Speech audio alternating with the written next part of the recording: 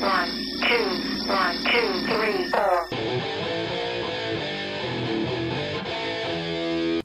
The following video may contain content parents may find unsuitable for children. Viewer discretion is advised.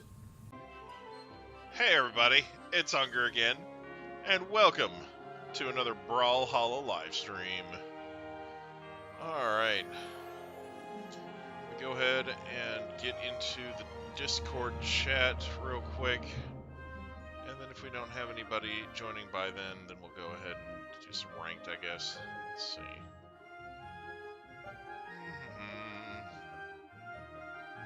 Here we go. Come in, you royal boob!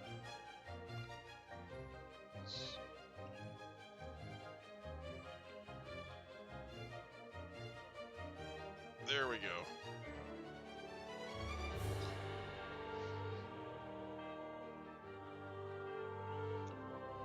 Little Anthrax is here. Hello, Little Anthrax.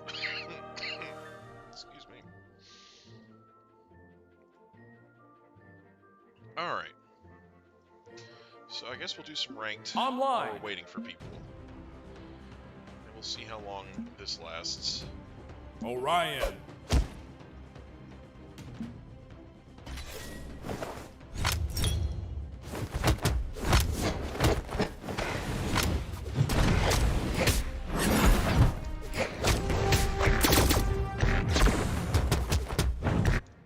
Alright, here we go. Nice powerful Jiro. Alright, here we go. 3, 2, 1, brawl! This is the part where I get my butt kicked. Here we go. I thought you were gonna jump in and take that.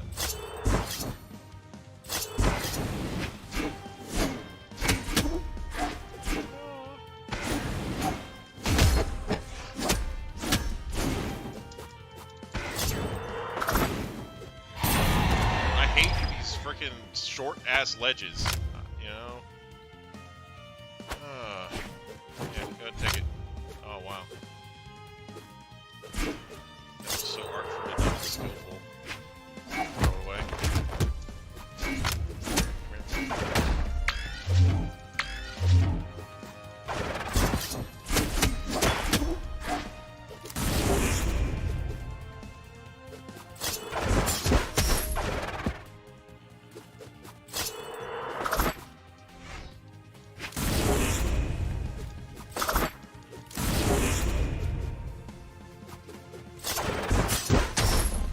I absolutely hate losing lives to the stage instead of my opponents. It's not what happened. I mean, that is what happened on the first life that was.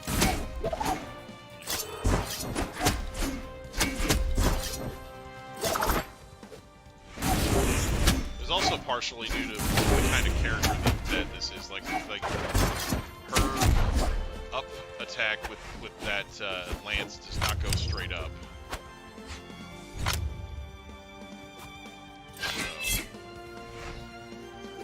It's kind of a weakness for that. There we go. Take that. That was my opponent beating me there. GG. This is why I hate 1v1s.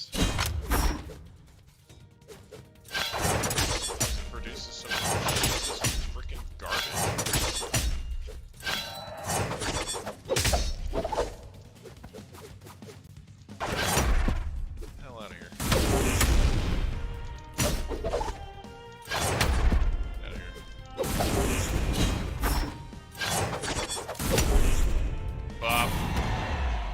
Finally got one.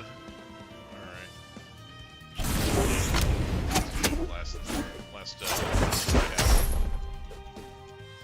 Me now.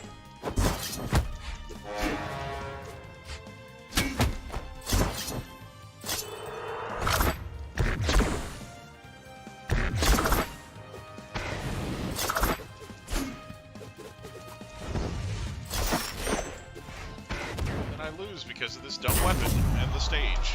Wow. Player 1 wins. GG. I am really bad at ranked. Okay.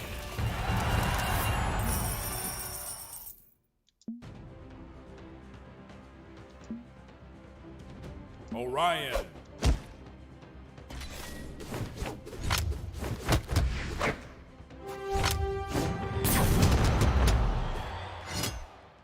Alright. Okay. Hey, Superior Rose and Siege are here. 3, 2, Sweet. 1, brawl!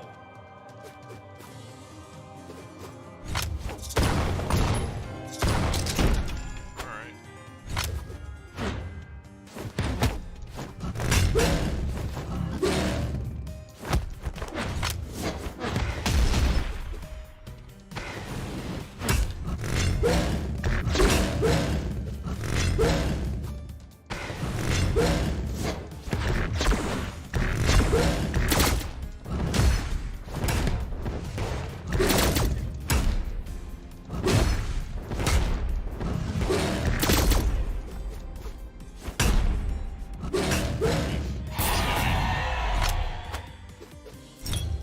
Wow. What a nerd. Hey, Hey, how's it going? it's going. That's why I hate rank, because even no matter how low their rank is, it seems like the opponents all play like cheap little dickheads. That's online gaming for you. I know. It's like, bruh. I mean, I get that it's ranked. So it's like going to attract the sweaty tryhards because we're like, oh, I'm gonna have a good rank and I'm gonna get platinum. I don't care. Yes, you absolutely can join. I will be, as soon as I finish this one, I'm going to set up a custom lobby, so sit tight. Oh, so the room number I wrote down is not valid. Yeah, it's not a custom lobby. Oops.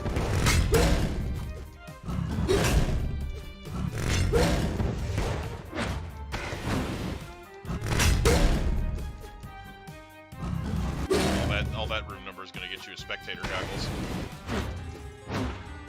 Alrighty then.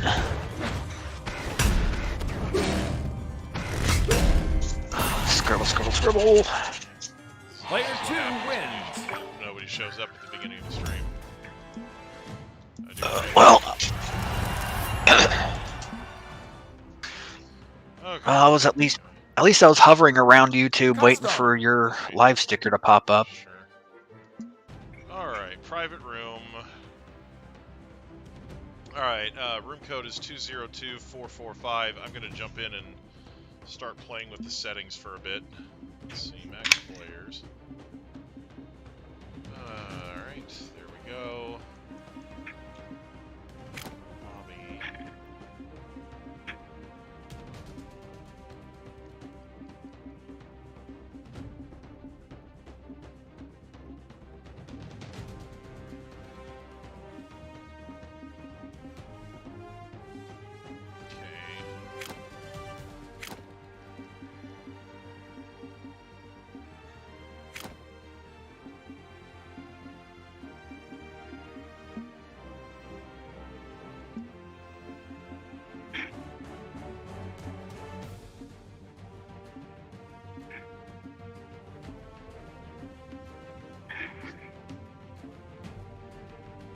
Okay. Okay. Alright, so we got 3 people in. Let's go ahead and get started. Orion.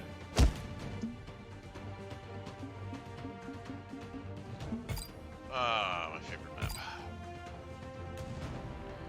You hate this phone's touch sensitive. Yeah. Imagine phones being touch sensitive. 3, 2, 1, brawl! So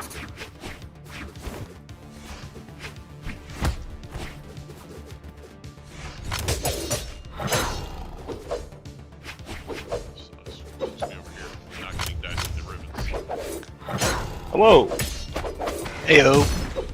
Hi. Is that Solus? Probably. Yep. That's yep. How's it going? Doing great. Playing with us tonight? Nah, just here to 5.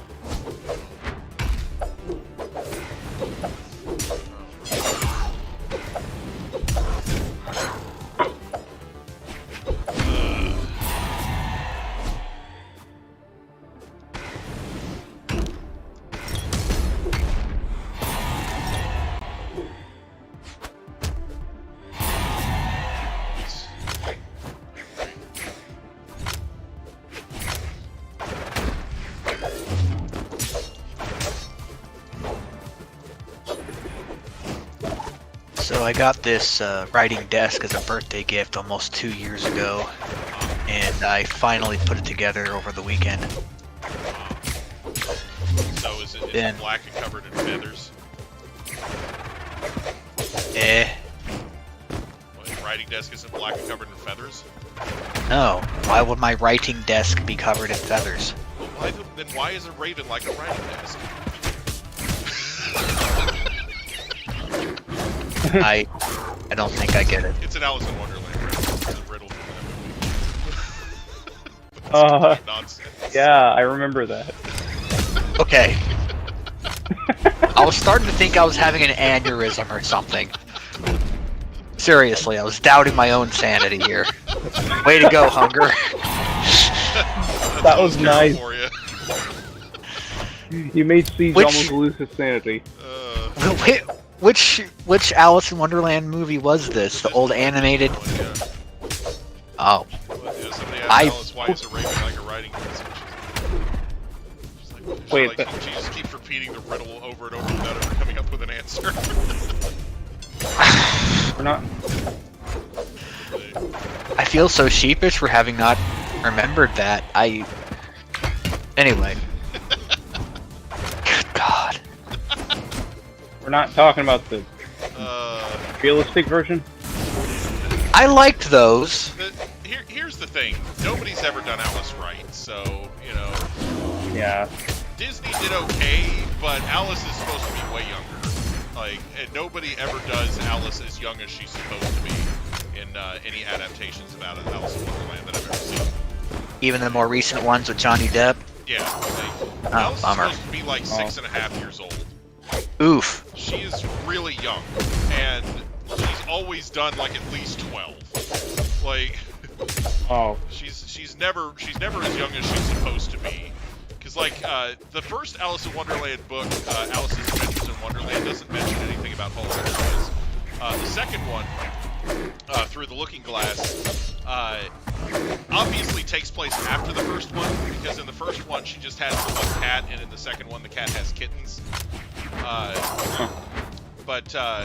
And in that one she's said to be 6.5 years old. So That's she's supposed to interesting. be really young for both of those stories. And what Disney did with their version was they took parts of both books and just kind of crammed them together into one thing, you know. Player 3. Angle Prince says, "Nah, Hunger is obviously referring to Tom and Jerry." Yeah. Still unknown.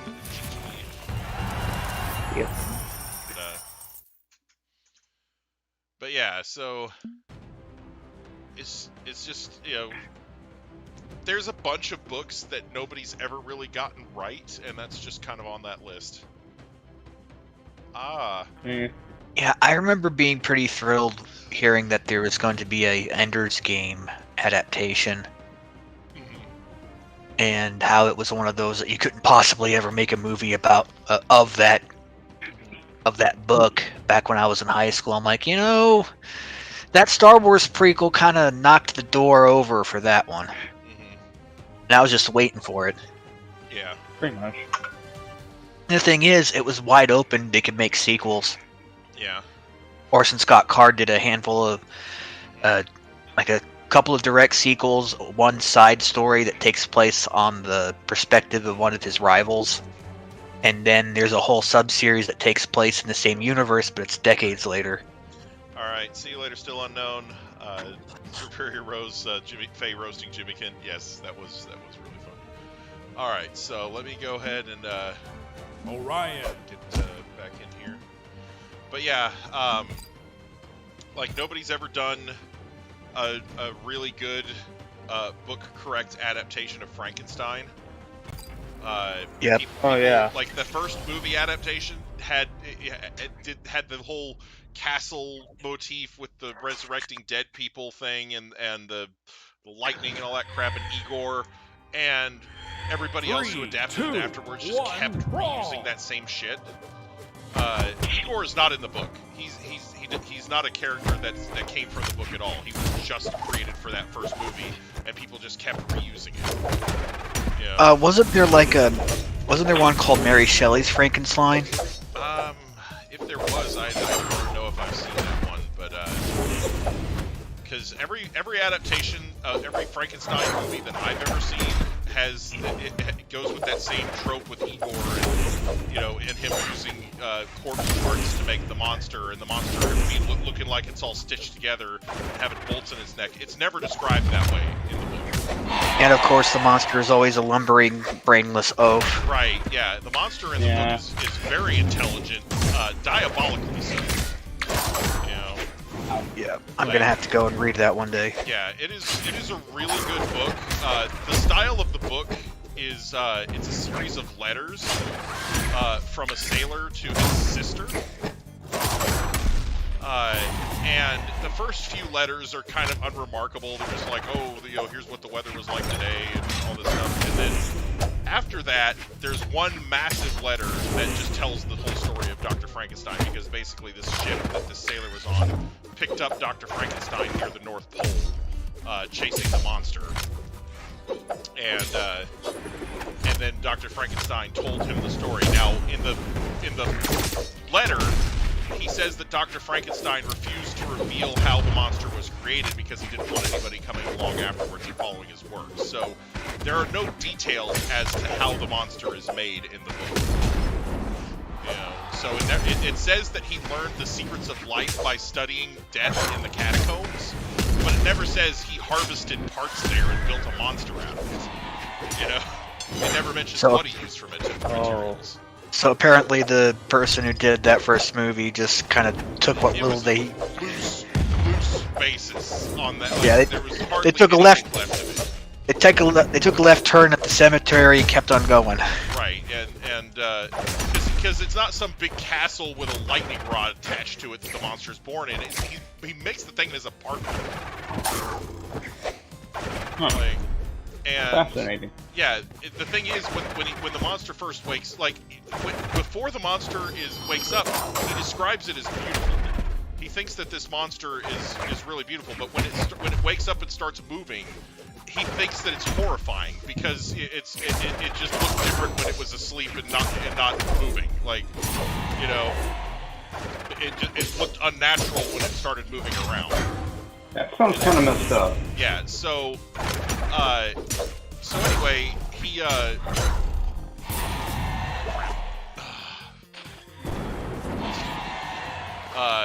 but yeah, so the book is really and the monster doesn't just it's one of those things where the monster is superhuman strong. Don't get me wrong. It is a superhuman Hulk of a thing, but it doesn't just wander into town and get ambushed by mobs with pitchforks or anything.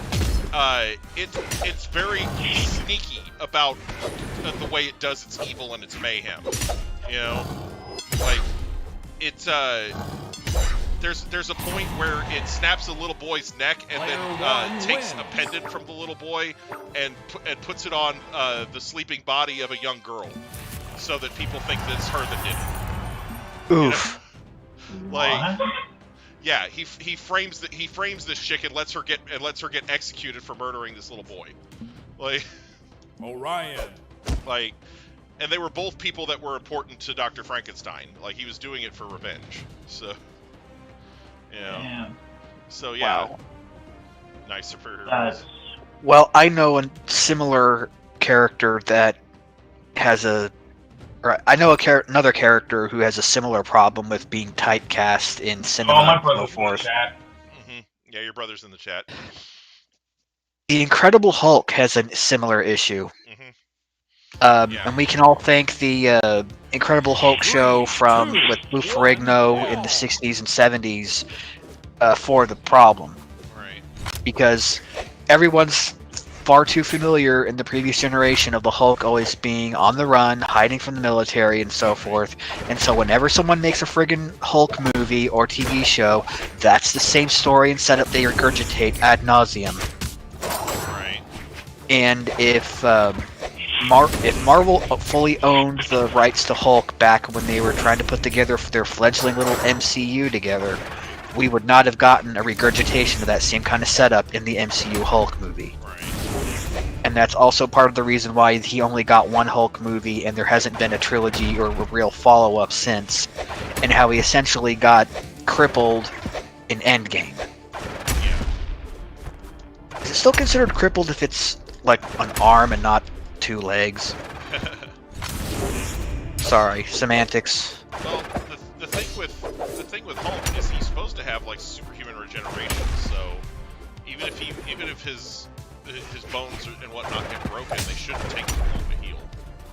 Like, Right. Well, the thing is with that, when they laid the groundwork for him to be permanently disabled with that arm, because of the stones emitting the gamma radiation or mostly gamma radiation. And there's that line where he says, it's like I was made for this. yeah.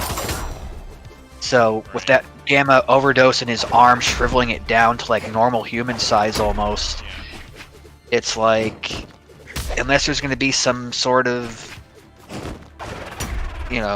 magic MacGuffin thing that'll restore him, Hulk is going to have to find some new way to adapt in the MCU. Well, and they might go ahead and do something like that later on. We'll see. But Hutch, But from what I hear, he's probably going to be doing being a support character in the She-Hulk streaming series. right. And it's one of those things. Oh, I said it again. Anyway, but it's one of those things. It's the Hunger the Let's Play drinking game. It's the thing from the Fantastic Four. So it's that thing. No, it's. I don't necessarily see a problem with Hulk doing a more supporting role. I think he had a more supporting role in this game. The scene where he's trying to impersonate the super violent Hulk was really funny. It's like he didn't have it in him anymore. He's just like, Hulk smash, rawr. Yeah. Hutch, you're not even trying with the Frankenstein jokes. Just stop. I don't mean to talk down on. I'm not even watching right now. Yeah, I don't mean to talk down on my brother, but you know what? Go back to watching fucking Splatoon Source Faker videos. I'm sorry, I don't mean to be rude, but Right.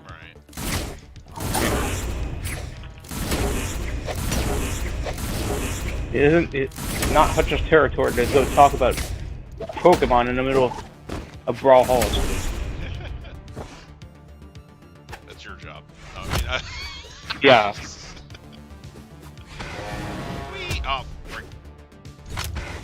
I still can't. I'm still waiting patiently for my copy of Pokemon Black to come in the mail so I can nuzlocke that shit. Right. Yeah. So yeah, I picked up a couple Switch games. Oh really? What are they? Yeah. On Monday, I went out and did some shopping, and since I had some extra money in my account from the stimulus, I went ahead and splurged on a couple things. Picked up Civilization Revolutions, or Player two Civilization wins. 6. Oh, nice. Civilization 6, and I also got Cadence of Hyrule. Cadence of Hyrule. Yeah. I heard that's supposed to be like really good. Yeah, it looks really neat. So I do want to end up playing that at some point. But yeah, feed my Frankenstein. Yeah, the other year when I got you Mega Man 8 and those other 2 games, I almost got you Civ 6, but Yeah. I heard it wasn't quite as user-friendly as Civ Rev was on the 360, so I Yeah. passed. Yeah, well, it was like knocked down to like a $20 budget title, so I was like, Well, it's no more than I would have almost spent on it. Yeah, it's like Back then. If it ends up being terrible, I didn't spend $60 on it. That's kind of the way I'm looking at it. You know. It's a good perspective. So. You know. While there's already one game with Cyberpunk in its title getting a lot of news, there's another game with Cyberpunk in its title that's getting a bit of positive controversy. Oh yeah. The Puritans on social media are dogging on this. It's a storybook, text adventure, not text adventure, but shoot, what's it called? It's one of those storybook games, choose your own adventure type things. And it's called a cyberpunk story. And it's getting ragged on by a certain portion of the market, or the people online, who are saying that, well, they don't like the fact that the characters have huge bazongas. And the cancel culture is trying to do its thing. And the publisher put out a statement saying that people who start these type of campaigns don't really care about the product or the community. They simply move on and destroy a target, and then they move on to a new target, lather, rinse, repeat. We believe, I'm paraphrasing here, but the company basically said, we believe in the expression of ideas and artistic creation and so on and so forth, and so we categorically refuse to censor our products from our publishers, or from our creators. If I want to... And that's the way to do it. Waifu, then I'm gonna do it. I don't care about cancel culture or anything like that. Yeah, I just thought you'd be interested to hear it, because this is a giant step in the right direction. Because these people just need to be stopped. Well, and the thing is, these cancel Nazis, what they're gonna find out is that if they keep pushing and they keep pushing and they keep getting their way and getting their way and getting their way, eventually there's going to be a pushback. They're going to put the contents under so much pressure that it explodes all over their faces. You know, if they try to push that line too far, it's going to snap back like a rubber band. Well, the thing is, they're starting to kind of see the error of their ways in some ways, in certain quarters. For example, the Animaniacs reboot. Yeah. You know, in the original series, you know, it was in the 90s, they were good-natured, equal opportunity mischief makers and agents of chaos. Right. But in the reboot, it's much more mean-spirited, it has an obvious liberal leaning, and there's actually people who are known cancel culture lobbyists who are complaining that they don't like what they did to the Animaniacs. I'm like, you're fine with this until it comes to your backyard. Right, exactly. You're fine with it until they cancel something you like. Well, it's not that they cancel it until they, it affects something that you like. Right. It's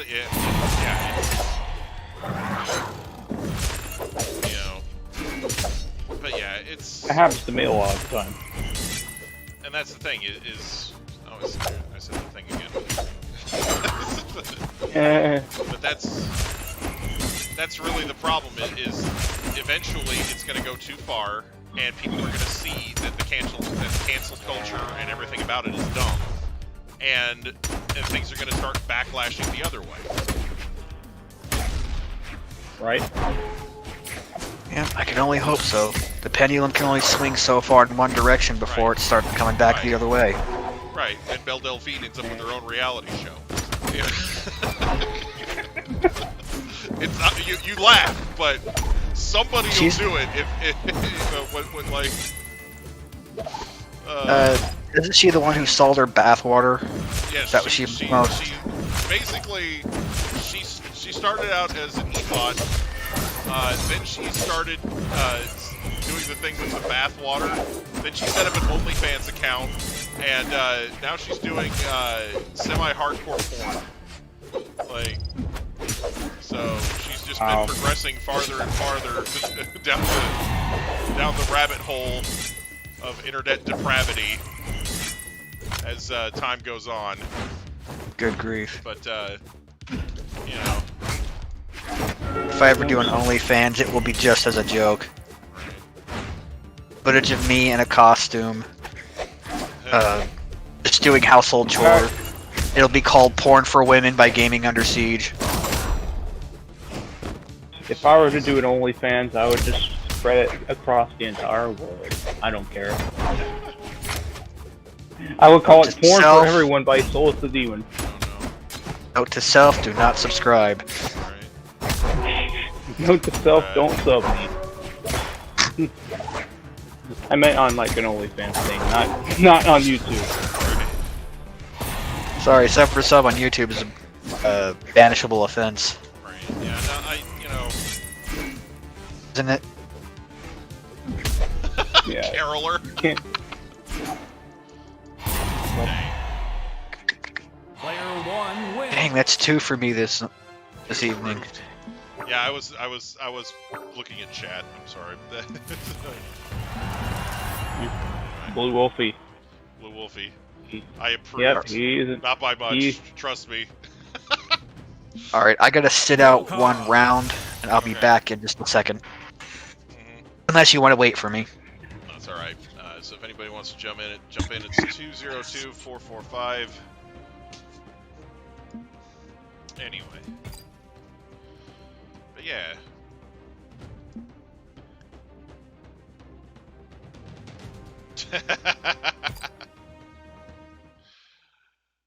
No, it's one of those things where I'm not necessarily saying that there's anything bad about 3, 2, 1, brawl. I'm just saying that the cancel culture has really a lot of the cancel culturists have really rallied against Belle Delphine, you know, because she's so immoral and look at all the stuff she's doing. But and by the way, it's not free. This stuff that she's putting out there, like, you know, unless you're finding it someplace that's re-uploading it. But Wow, anyway. Caroler. Carol. The joke there was that you know, if they don't watch it, then the things that they hate most are going to be the popular things, the in things in the new anti-cancel culture that they're going to create.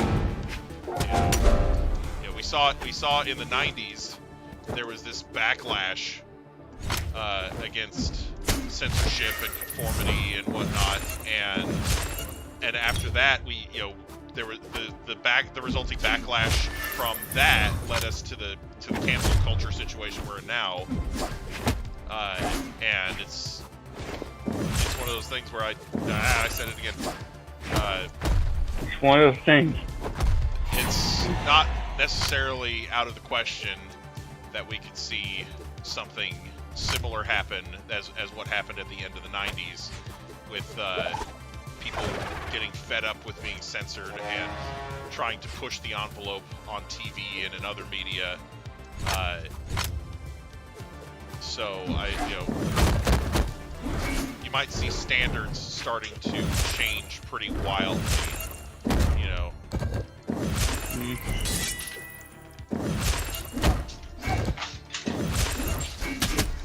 I'm kind of upset about that thing that they There's did with already Pornhub. people trying to get rules against females being topless changed because males are allowed to do it, and saying that only females can't do it on TV is discriminatory. You know, that's fucked. So. Oh, I just walked in on a fun part of a conversation. I'm just saying. Can I get a quick recap? There's already people that are trying to get those types of rules changed. You know, like people, like women not like regular TV not allowing women to be topless. It's like, you know, they're taking that into court and saying, hey, if you allow men to be topless on TV, then women should be allowed to be topless too, because if not, it's you know, discrimination based on gender. You know, there was make the male characters wear shirts. Well, there was a guy. That's what I would vote for. There was a guy at the Super Bowl halftime show that ended up losing his shirt in a wardrobe malfunction situation, and and he didn't really get in any trouble for it. And they were saying, well, Leo, look what happened to Janet Jackson. You know, this guy did the same thing, and he's not getting in anywhere near the same kind of trouble she got in. So well, for one, the Janet Jackson Justin Timberlake thing was staged, and it was supposed to happen on purpose. I mean, I definitely think he was supposed to tear the outer part of her top off. I'm not sure that the rest of it was supposed to come with. Like, she had on something underneath. So, like, it's definitely unfortunate that that stirred up so much controversy and whatnot.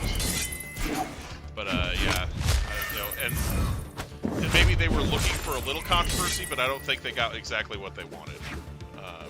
I think that there was a plan in mind, but I don't know if that was exactly it. Yeah. You know? So. Pretty much. Yeah. Well, if you're disappointed about videos on the hub, then there's some legislation that was in that 5,000 some odd page bill that the Annoying Orange passed that you're not gonna like. So. Oh. I knew it had to do with something. The P Hub. Oh. They recently they had a thing recently where Visa and MasterCard both decided at the same time to stop taking transactions from them because they kept having people canceling their, you know, or saying that their cards were stolen and charging back transactions from Pornhub.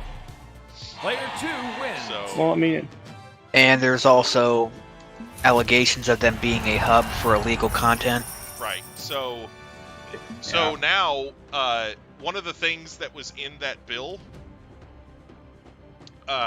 is a provision that makes it so that anybody who uploads adult material to any site has to provide that site with information about their identity. And they have to, and in addition to the video itself, they have to upload to the webmaster of the website consent forms from everybody involved in the activity. huh. Good. And that is going to cut down, like, if you know, Full car. if it's implemented correctly, what that's going to do is it's going to cut down on people sharing works that are not theirs. Because if you don't have the if it's not your video, then you obviously don't have the consent forms. And if you try to fake the consent forms, then you're on the hook for fraud in addition to copyright violations. You know. So Yeah, Oh. I only barely heard about the massive purge that happened in the middle of last month. All their unverified content because of the illegal content allegations. Yeah, well, and, Oh, that's interesting. Yeah.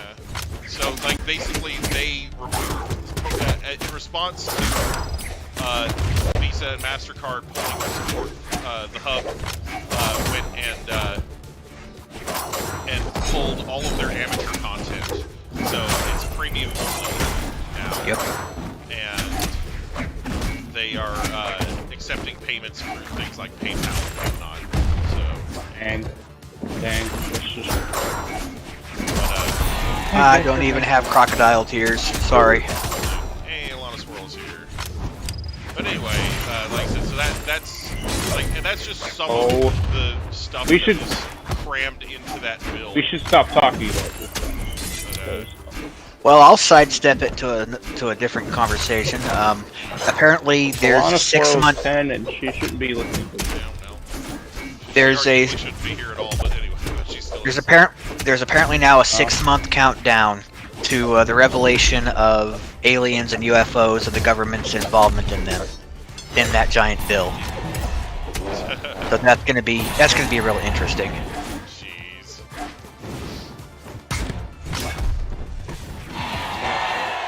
Good point. Alright. See you later, Alana Swirl. Oh. Nobody asked you to leave. But, anyway. The idea, like, just the idea of senators being able to they want in a bill because they quote-unquote know it's going to pass, or the bill quote-unquote can't fail. It's really kind of disgusting, and it really leaves the door open for some of these bills to just sick little heart's desire. You know. Yeah, like give $10 million to a Sudanese gender studies or programs or whatever, when we could really use that money a whole lot more for our people. Yeah, 500 million to Israel. I mean, even though they are our allies, they could maybe use the money, but we could use it a whole lot more right now.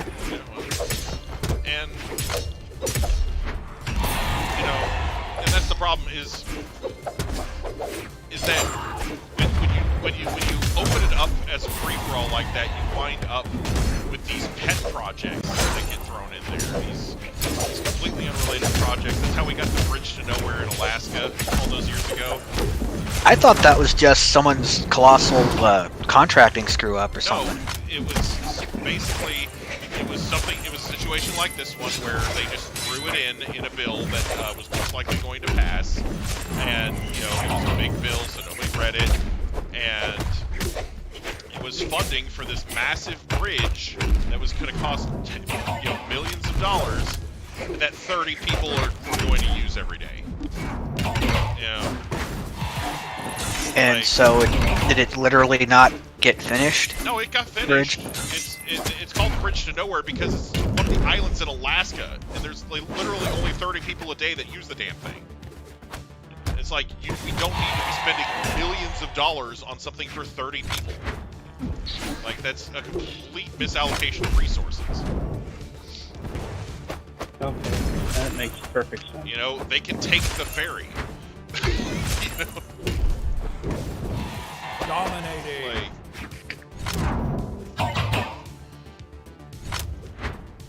and that's going to cost a lot less per year than upkeep on a freaking bridge. You know? Yeah, I agree wholeheartedly. I'm just still hung up on the usage of the phrase, you know, bridge to nowhere. That insinuates that it was never finished, then it literally just hangs there in the middle of the lake or whatever. It's a bridge to nowhere because it's a bridge to an island in Alaska. Right, I know. Like, semantics. like, you know, Courage the Cowardly Dog lives in nowhere. You know? Yes. Well, there's a nowhere Oklahoma that I hail from. Yeah, but anyway. Yeah, Courage does not live in Oklahoma. Or does he? Yeah, that's where in the that's middle what of they call nowhere. the place where Courage lives. He lives in the middle of nowhere. Like, Yeah, and you know, There's a nowhere Oklahoma, and there's a Hell, Michigan, and their lake freezes over every winter. yes. damn. But, yeah. And you can pay to be mayor of Hell for like $1,000 or $10,000 Yeah, for a day. Yeah. It's But a yeah. huge tourist trap. Right. Want the mayor of nowhere. There's a city in Kansas called Metropolis, and they have Superman statues and stuff everywhere. Like, it's not a very big city either. It's not anywhere near the size of Metropolis from the comics. But, you know. Anyway, which is funny because Smallville's supposed to be in Kansas, but I'm pretty sure that's where it is, Kansas. But yeah, there is a real life city. Player one wins. Speaking of Superman, the funniest part of the entire Superman animated series, aside from when Batman chucks Superman across a freaking bar upon first meeting him, there's this part where Lois is really irritated with Clark because he keeps getting these awesome stories and scoops ahead of her. And she says, "I don't get it. How can a farm boy from Kansas possibly get all these great new leads?" And so he just pulls his glasses down a bit, looks down them at her, and says, "Well, you see, I'm actually Superman." And she doesn't believe him. Right. She doesn't believe him for a second. She says, "You're a sick man, Kent." Wait, what? I told her and she didn't believe it. Hi, Kitty. Oh, that's fucking insane. All right, who's Siege? We're waiting on you. Oh, sorry. Oh. All right, now we're waiting Yeah, on somebody you else. can find the clip on YouTube. Oh yeah, there's plenty of clips from the old superhero shows on YouTube. Well, you see, I'm actually Superman. Yeah. Yay, best stage. All right. I still don't have Static Shocker Zeta Project yet. Yeah. 3, 2, 1, brawl! I probably need to snag those soon because they'll stop being available on Amazon. After that, it'll be Scalper City. Shit. I lost track of where I was, and by the time I found myself, I was falling. I couldn't get up. I'm falling and I can't get up. This is so sad.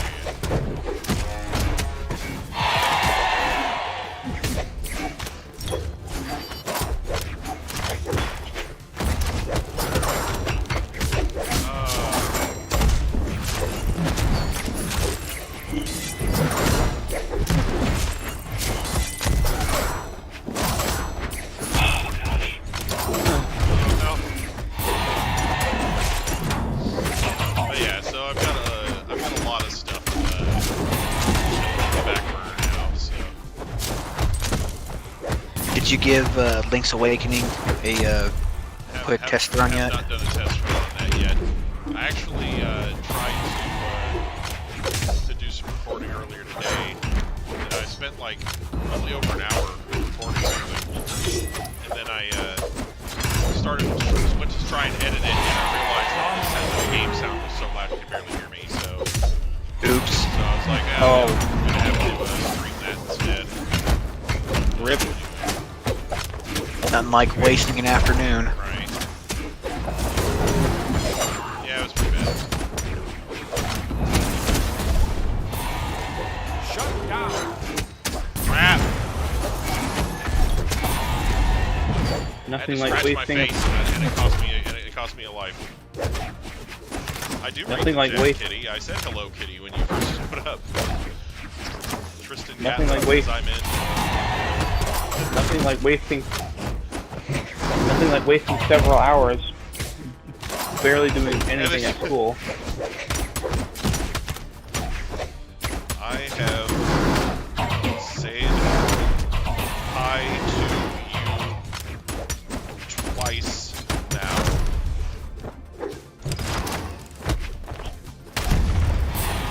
Oh, thanks for the assist. I don't know who that was, but thanks. No. Dominating!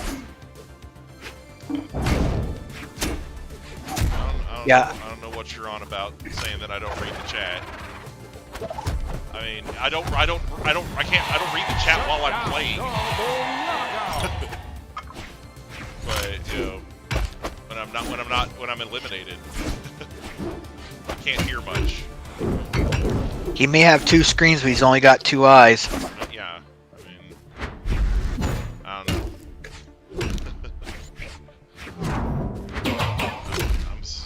Yeah.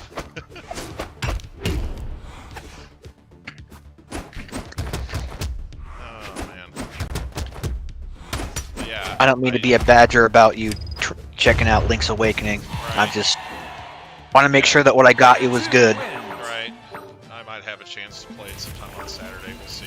Like, so I got a lot of stuff kind of backlogged now. So Oh, Saturday I was expecting to play Among Us. yeah, I But- need to get done with Undertale. That'll free up some time. Maybe then you'll continue on with Octopath Traveler. Octopath Traveler's on Thursdays. I'm still doing that every Thursday. Well, maybe after you're done with Undertale, you can move Mario Maker 2 to Friday. Yeah. I mean, because Mario Maker 2 we still need some time for that. You know, I have all these other games. I might try to do Link's Awakening on Friday. On Fridays because And ever since that Mario Maker 2 stream, moderators stare at me. What did I miss? The- dang it. Oh, I hate this stage. Fuck. 3, yeah, this is the one I don't like at all either. brawl! Let's try and make lemonade with it.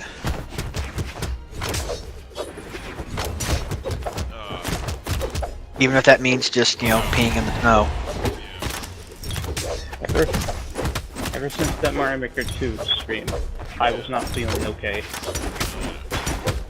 All because I said get good in the chat, and then Hunger decided to fucking kick me out. I put you in timeout for 5 minutes. Yeah, but then Leon started piling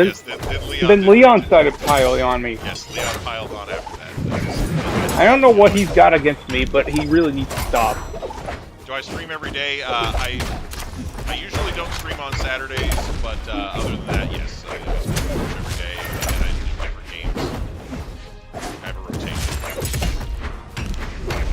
I do hope you're taking steps to avoid burnout. I've not been entering Saturdays because I have not been entering much of Hunger's YouTube chats during any of his streams ever since. Because I'm scared, I don't think it's anything to be so paranoid over. Leon doesn't show up for too many streams. Yeah, well, he shows up when he can, and I appreciate it. I'm not saying that I'm mad at him for not showing up at more streams or anything. So, I get it. People are busy. I don't. When people show up, it's great, but I don't necessarily expect people to be on stream. And if I can't get enough people to play with on stream for a given game, whatever. Yeah, it's kind of weird to say, but I don't think Leon likes it. Well, I was reading chat there, so that's why I don't read chat normally. But yeah, thank you, Kitty. I appreciate it.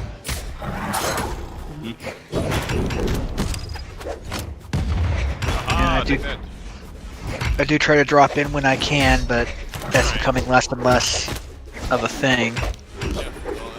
Yeah, well, at least I know well enough that Siege isn't like cold enough to put me on TO. Not unless you do something to truly deserve it.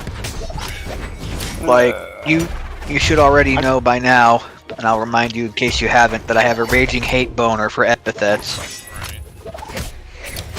Oh, okay then. And honestly, if that's all somebody's going to add to the chat, then yeah, I don't need them in there anyway. But I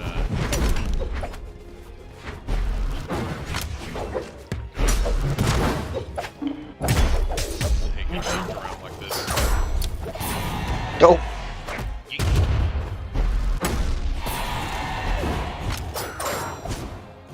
Why does that Mirage skin look like Tingle? I'm glad I'm not the only one who saw that. Alright. I was about to say something. Dominating. Okay. Oh!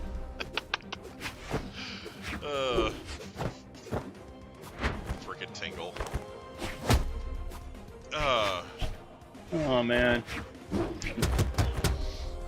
Oh.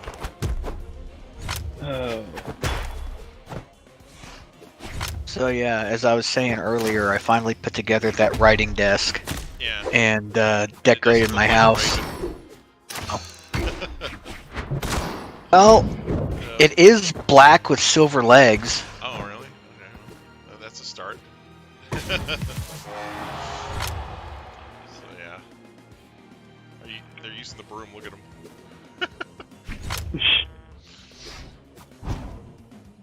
Looks like a push broom. Started working on drawing my avatar. Uh-huh.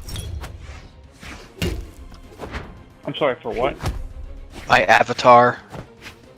For the podcast that is finally in pre-production. Oh. That's good to hear. Man. Y'all are so talented at this game. I suck.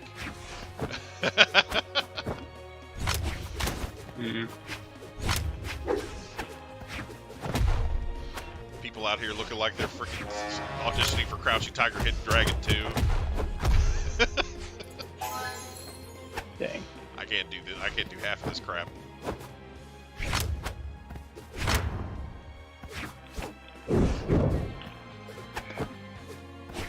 some home decorating. I've always had this sign right above my thermostat that reads, "It's not hard to meet expenses. They're everywhere." Yeah.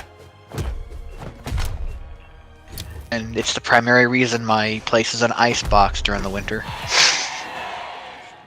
Player 2 wins. Yeah, there's a line in Overlord where he's like, how does that go again? You only like expenses always show up when you're out of money. So, Yeah, like the worst of friends. yeah. And that Bill guy's a jerk. He comes around every month Go. demanding money. Yes. Oh, cringe. All right. And of course he brings all his friends. Braylon says. Got a nice yellow... Braylon Bridgeforth says they're lagging so hard.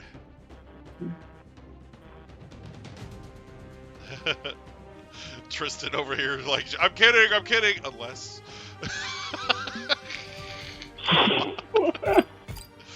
You're playing, well, So, sometimes people don't like to be played with that way, especially if they don't know you that well. Just FYI, for future reference.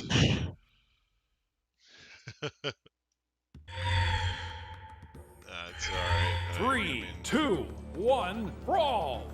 Hopefully they won't be psychologically scarred for life by it, but anyway. I don't think what you did was super bad or anything. Anyway, just keep that in mind.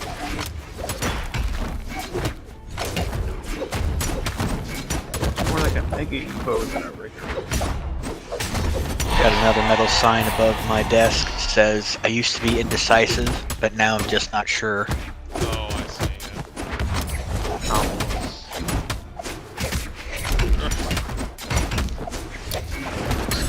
No, God, why? Anyway,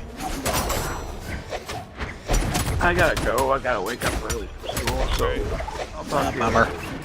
Catch you later, Solus. later. See ya.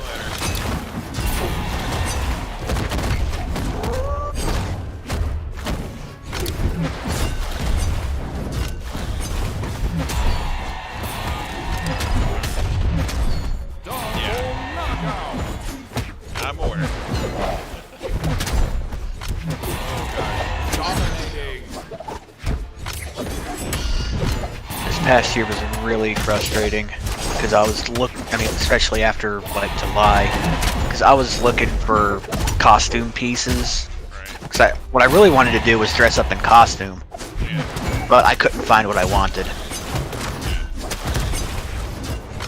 Because the general idea for my avatar is to be a blank-faced character, sort of like The Question, except I want him to be like a smooth metal face like Brawlhalla from Virtua Fighter, but with no... Something like Cobra Commander. Yeah, a little. Only with no helmet. Yeah. I would want him to be like wearing... Cobra Commander and Destro. Destro had the metal face thing. He had new features. Shut down. Yeah, this would be more like a mannequin, but with no nose, just a like an oval shape. I don't. When I've got a bunch of people in the room, I don't do 1v1s. I don't break up entire rooms to 1v1 people. Sorry, man. Like if I got a bunch of people, like the only time I 1v1 is if like you're first to the stream and there's nobody else on. I'll 1v1 people when there's literally only one person to fight with. That's the only time I do 1v1s. Like, and if there's nobody on, then I do ranked. But I don't do ranked other than that. So people are like, "What's your rank?" It's like, the low one.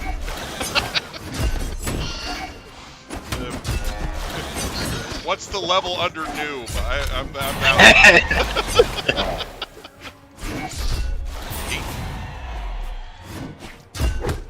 Oh God, no. Oh my God.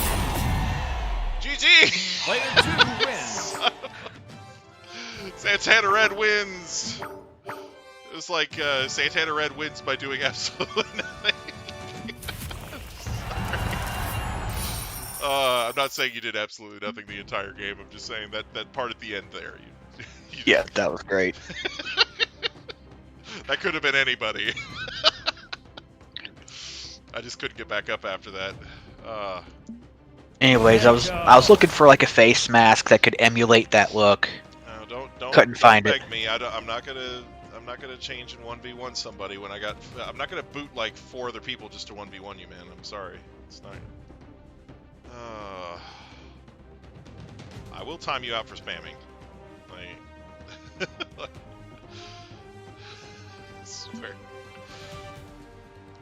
There's no point in 1v1ing me and beating me anyway. I'm a complete like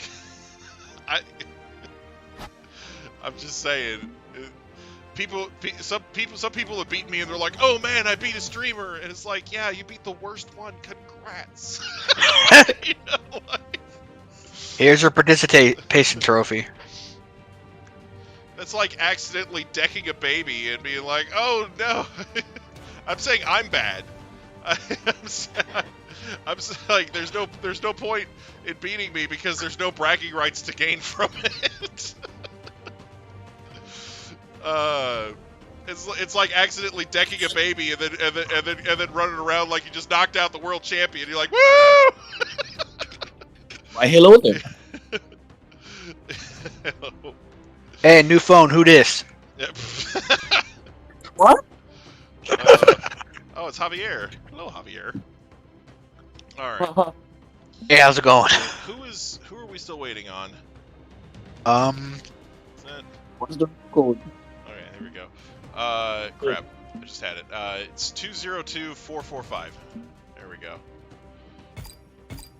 Alright, picking stages. Boop. Thanks, Kitty. I appreciate that. All joking aside, hello Javier, how you doing? Wow, you just realized.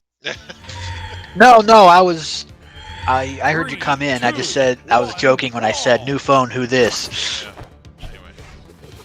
Anyway. My... Oh gosh. Oh crap. Nope. Yeah, I'm sure someone's gonna be bragging about, oh, I just beat Hunger from Hunger the Let's Play, Yeah. and they're gonna be like Korath from Guardians of the Galaxy, and they're like, who? Right, yeah. Man, I still think that's one of my favorite moments. Like I went to a Twitch stream one time. I hardly ever get on Twitch. I have a Twitch account. There's like no followers or anybody. Like, very basic. Like, I think I might have like 1 or 2 followers on there. It's I don't really do anything with Twitch, right? But I do have a couple of people, content creators that I like on there. Anyway, so I went to this stream one time. I was in the middle of doing something. I was grinding, I think, and I just wanted something to play in the background. And I saw that one of these content creators on Twitch that I like was on Twitch, so I was like, okay, I'll go to his stream. So I went in there, and at one point I said something in the chat. Like I was just, and somebody who knew who I was from either my videos or Callum's videos was like, "Oh, is that the real Hunger the Let's Play?" And the guy who was streaming, without missing a beat, goes, "Who the fuck is Hunger the Let's Play?" Yes, this person that I came to see, that I'm literally on Twitch just for that person. Doesn't know who the fuck I am. It's like, yes, that is the height of. But he said my name on stream, and that was that was still pretty nice. It's like no, I am an imposter. I am just impersonating that guy. That's just priceless. Yes. You had your Star-Lord moment. Right, yeah. Who? Oh yeah, no, I am not family friendly at all. It says in the description I'm not for kids. I'm sorry. Yep. Yeah. My space sword. Sorry if I've shattered your dreams there. Like, I don't necessarily make a point of cussing all the time, but I don't like. try to Really? censor myself during these streams either. So, Could have fooled me. I mean, if I wanted to, I could just drop an F-bomb in every other sentence, but I don't do that. Like, because it loses all effectiveness and meaning if you just say it over and over again. You know what I'm saying? Oh, like with my like, mother and the word responsibility. Like when you watch the vagina monologues from Yu-Gi-Oh, it's just like the word loses all meaning after the first like 2 minutes. I prefer the Latin term. Yeah. Can you do the walk attack? I don't know what that means. Like, Bloody hell. so, I'm like Blue Wolfie, GG. Oh, Namashikisu. Omae wa mou shindeiru. I was about to say that. Mako. I was trying to say Onegashimasu, but I had junk in my mouth. Alright. Grenadiola! Alright. Shirotaro. Shiromototsururai. Shotaro! Taco Supreme? Alright, here we go.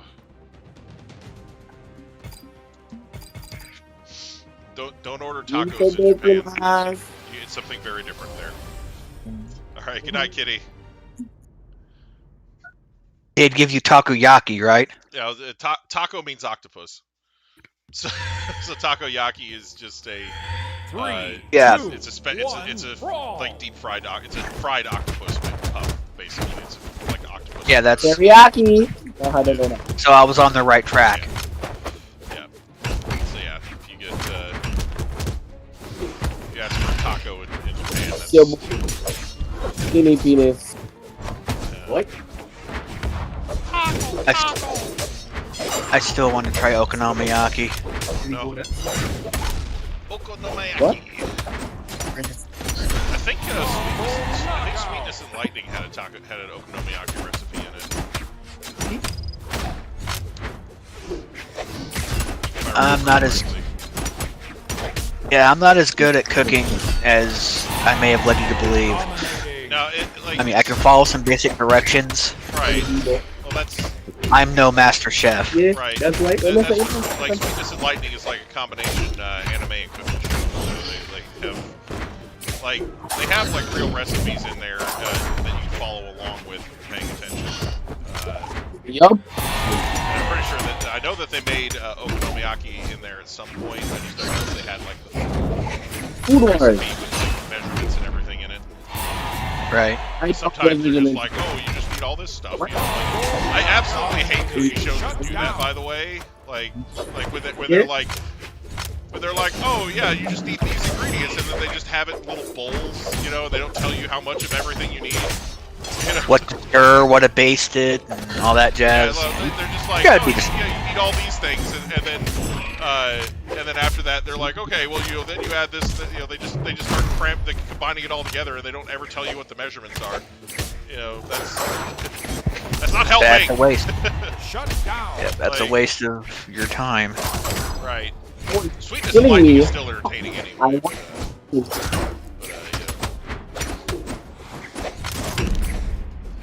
Shiraru no mi. Ah! Dominating. I don't know what just happened.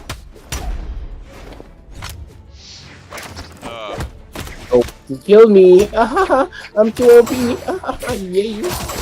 My ass. Can I do the WWE map? That I could probably do. Not everybody likes it, but I don't mind doing it once or twice. That's not a big deal. Not gonna kill me. Isn't that one Nice behind the try. paywall, or is it just the characters? No, the WWE map is available for everybody. It's just the characters that are behind the paywall. Oh, silly me. Oh my god. It's not a stage. It's a game mode. But that's why because it has different mechanics. So it's a game mode, and not just a stage.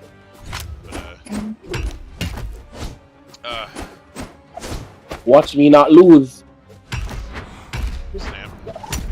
I think this is completely random, but I was thinking a moment ago, Nintendo ought to let them do like Nintendo character skins for Among Us, and so that this way people can play as Toad and have a mode called A Fungus Among Us. Fungus Among Us. Clever. There's a fungus among us. What if they just added the imposter to Smash for cross promotion?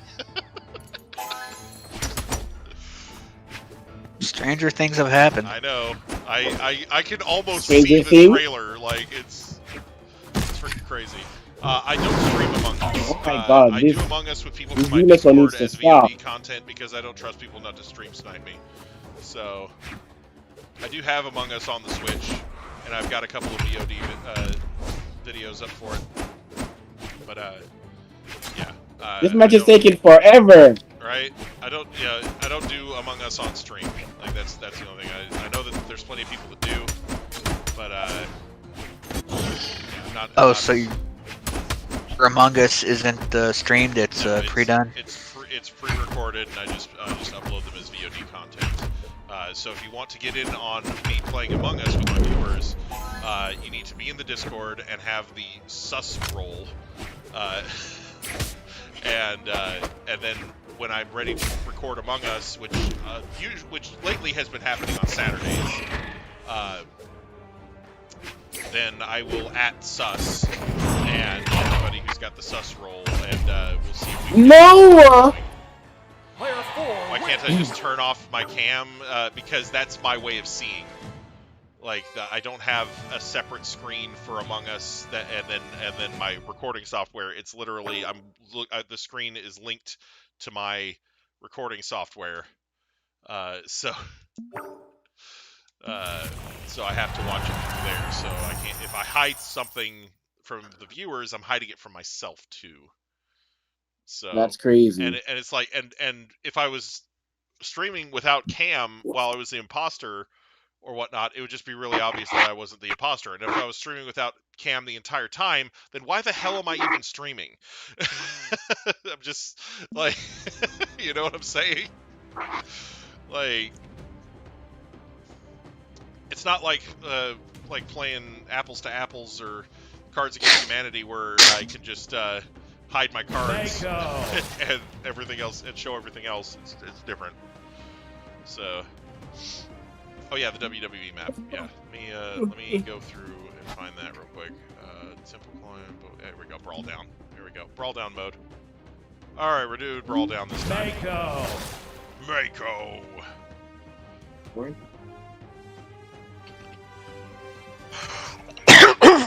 Yeah, it's one of those things where I said the thing. It's one of those things. It's one of these things right here.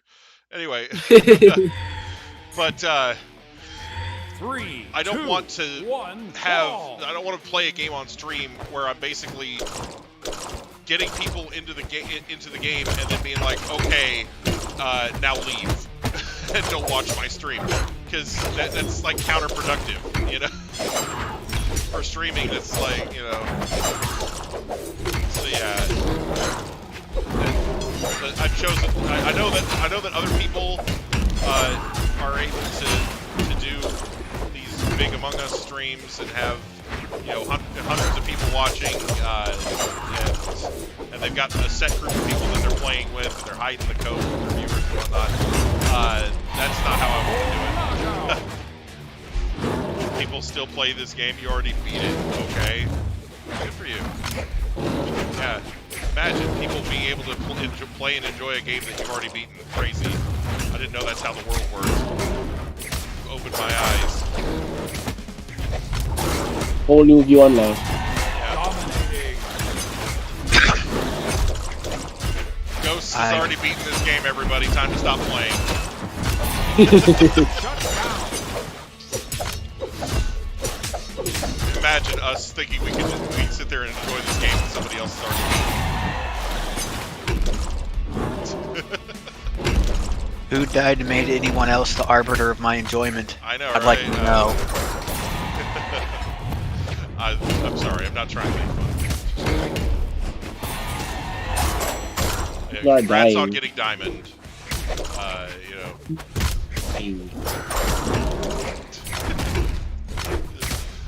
We're just here having fun. Okay, that's all that's going on here. Nothing to see here. Dominating. My rank is the one below noob. Whichever rank that is. Is that filthy casual? Is that what the rank is? Filthy casual 6 spammer? that's my official rank in game is filthy casual 6 spammer. Unless you're the second coming of Steven Richards, I don't think you have any weight in acting like the fun police. I shall throw you off this minute.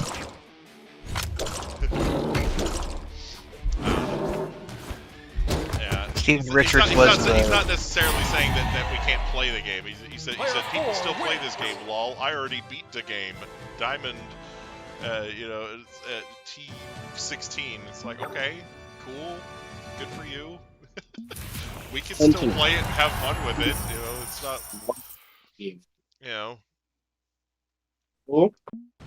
Arguably, it's more fun now than ever because with the crossplay and everything, and them kind of ironing the kinks out of it. Well, I've got a little catchphrase or situations like this.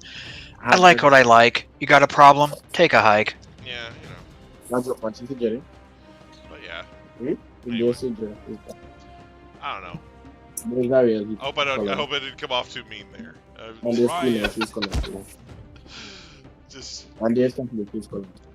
know. It's just a weird way to react to people playing a game that you've already played.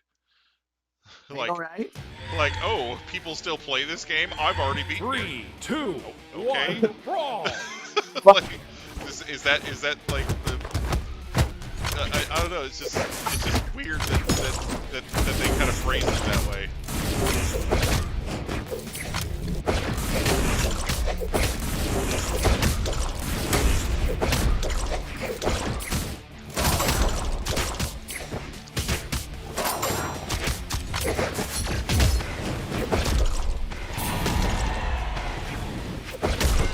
Oh God!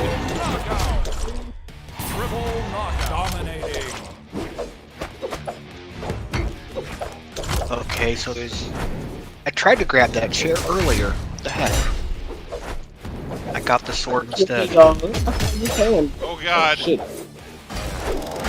Yeet! Must kill him. Oh God, no!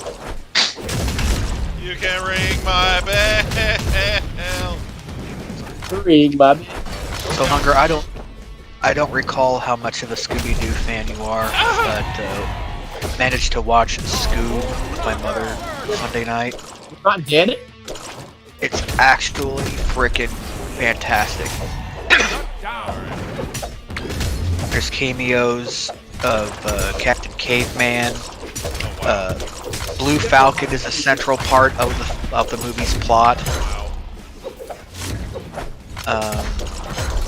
Let's see. I'd heard good things about that actually. I read this one article where they were just ragging on it because they're making it sound like they're trying to turn it into a shared universe type of thing. Oh. But the thing is, the Hanna-Barbera cinematic universe. Yeah, because they had so many cameos from other characters, you could just smell that that's what they're trying to do with it. And the thing is, considering how formulaic that Scooby-Doo has been for years, and the fact that they didn't just stick to the old formula with this movie, that was the best new approach that they could possibly have done with it. Here's a hot take. Scooby-Doo sucks, and the best Scooby-Doo content was the crossovers. So, like, except Mystery Inc. It's one of those things where the crossover stuff that they did when they did this was it Scooby-Doo at the movies or whatever they did where they had like crossovers with like Batman and the Addams Family and shit. That's the best Scooby-Doo shit there was. Like, so. Yeah, but here's the thing. The movie plays with and totally pokes fun at all the old school tropes and evolves the entire concept. Right. In the same way that Mystery Inc. did, but Mystery Inc. was more of a prequel type of series. Right, and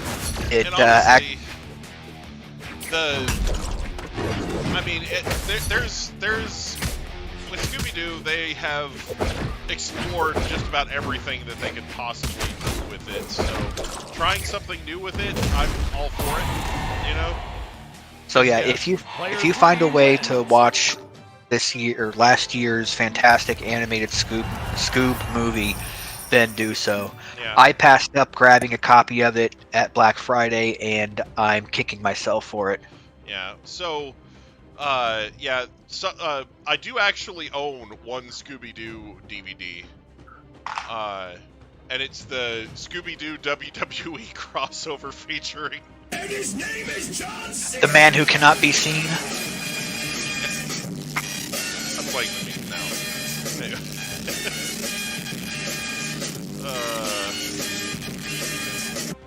Yeah. So yeah, it's just Orion. you know, and again, Scooby-Doo crossovers have always been my favorite Scooby-Doo content. Like, I liked the Scooby-Doo thing that had Vincent Price in it, where they were, it's the 13 Ghosts of Scooby-Doo. That was okay. 3, 2, 1, brawl. I like that because it was actually dealing with the supernatural. Are you guys okay? Oh, there we go. I was just waiting for an opportune moment. Right. Yeah, I like that one because it was actually dealing with the supernatural rather than just a bunch of kooky assholes and fucking costumes. But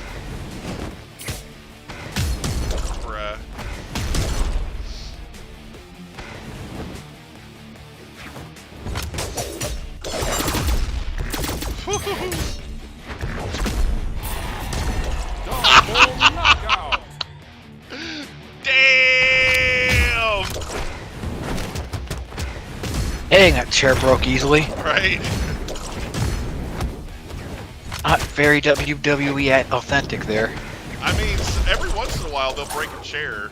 Yeah. In one shot? Come on. Here's a piece of table. Picked up a piece of table through it. Something that was cool. Again?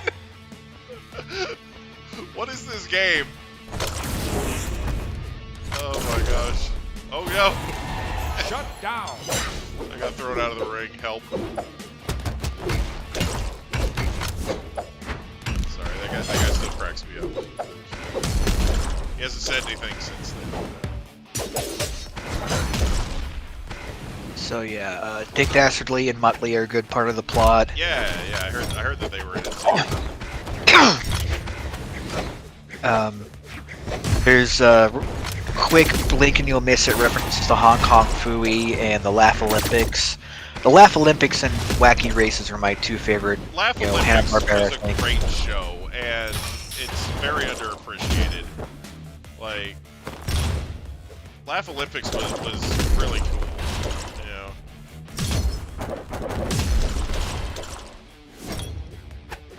So yeah, I'm just hoping that for whatever reason. The thing is, the Laugh Olympics and Hong Kong Phooey references, they are seen as arcade machines Oh, I see. at a carnival or I forgot what it was, like an amusement park. And considering Warner Brothers has owned them for about 8 years or more, Right, I'm kind of surprised they didn't throw in like a Defender or Joust arcade cabinet right. in that blink and you miss it sequence. Number one super guy. Oh, be careful. Be careful.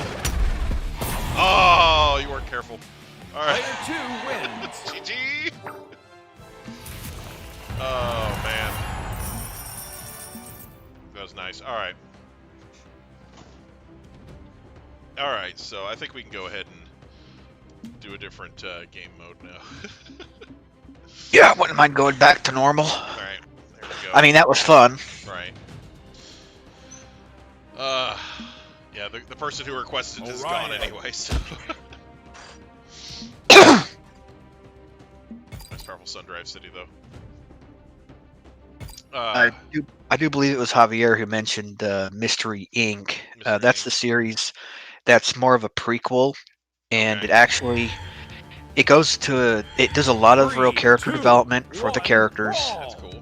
And I don't know if it was some sort of fan theory or fan shipping, but it turns out that Shaggy and Velma or an item, or almost an item in the past, and so this goes into that a little bit.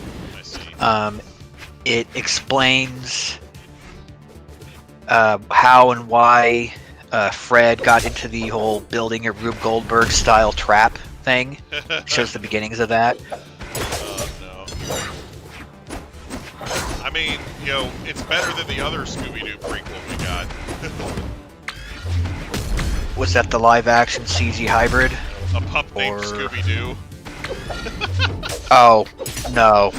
That was part of the whole, let's make child versions of everything. Yeah.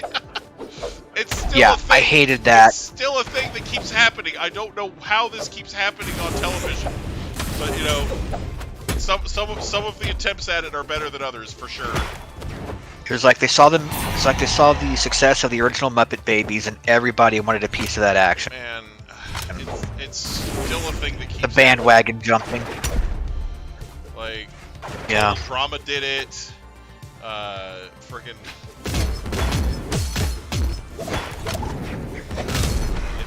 It's actually.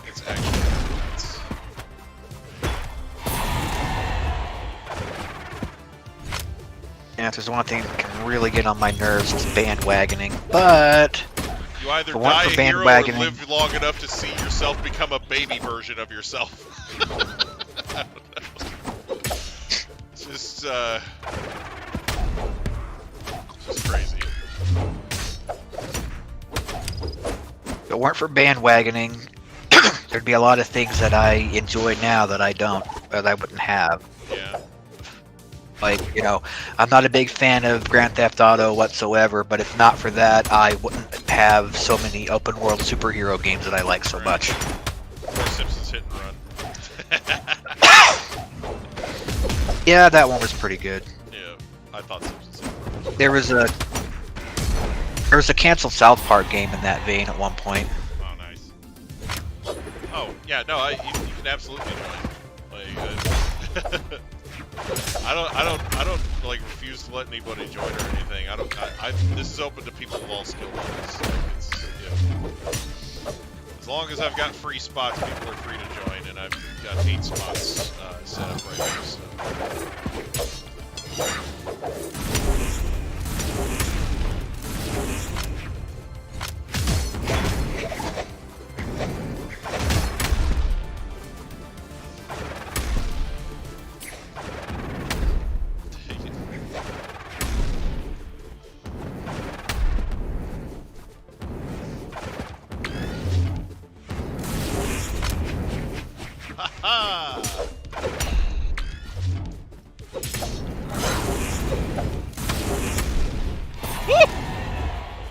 That was lit.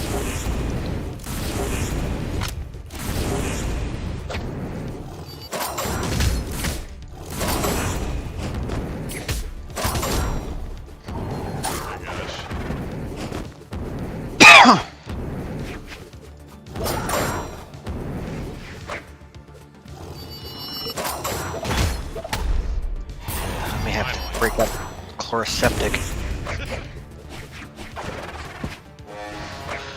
Lag! Oh gosh. Oh no! Why me? Bruh. Well, that's it for me.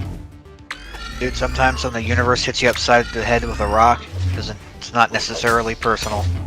The universe doesn't know you exist. What's the room code? It's 202 something. I'll get it for you in a second. 202445. Ghost says, girls are weird, like this girl just texted me saying, can you send me a D-pic? I'm like, bro, WTF? She asked him what? For a D-pic. Oh. If that's how she worded it, just like find a picture of the letter D and send it to her. Seriously.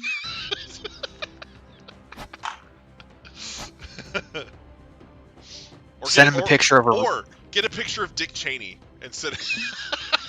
Orion. She asked or if you want to be. Send her a or if you want to be. If you want to be really cheeky, send over a picture of Warren Beatty in an iconic yellow trench coat. Okay, yeah, there you go. Oh, man.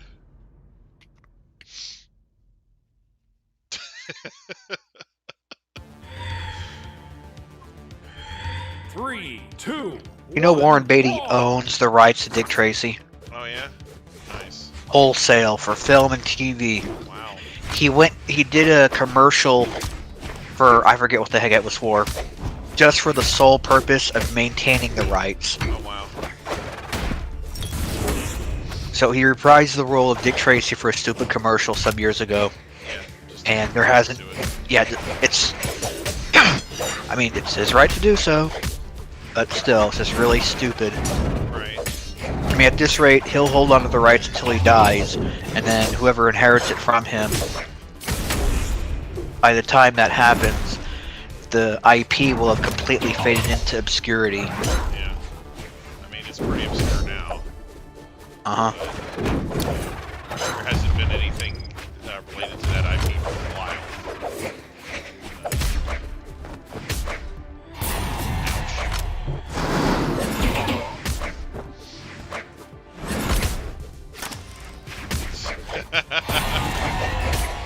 That's what happens. Gotta, you know.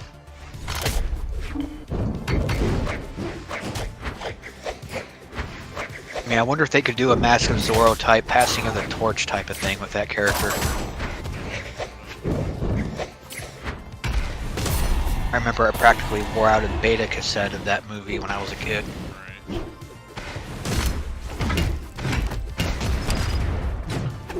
Weird thing is, I'm pretty sure it was produced by Disney. For some reason, it's on HBO Max. Interesting. The more I think about it, I think that's the Mandela effect hitting me. Right. Bruh.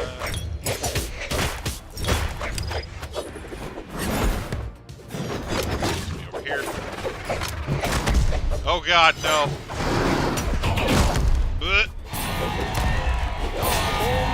Oops.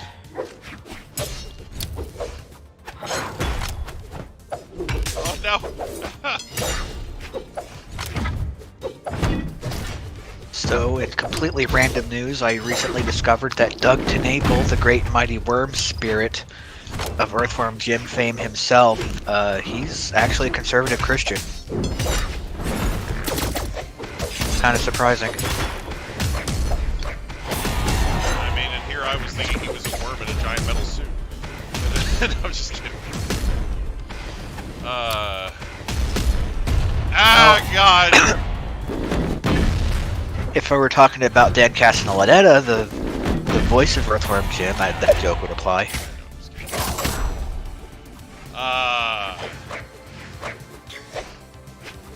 Still unknown has disconnected. Ghost says, not gonna lie, once I said, let me get a booty pic, and she sent a pic saying booty pic. I'm like, bro, WTF. So yeah, so if she's already done that to you, then she definitely deserves to get, you know, if she asks for a dick pic, then, you know, just send her a pic of good old Dick Van Dyke or Dick Player Cheney. 4 wins. You know? Or Dick Van Dyke. Yeah, there you Wasn't that the character's name from Muscle? go. That was his U.S. Orion. name, yes. His Japanese name is Gazelle Man. They changed it to Dick Van Dyke.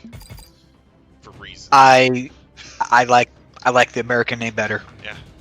It's funnier. Yeah. Anyway.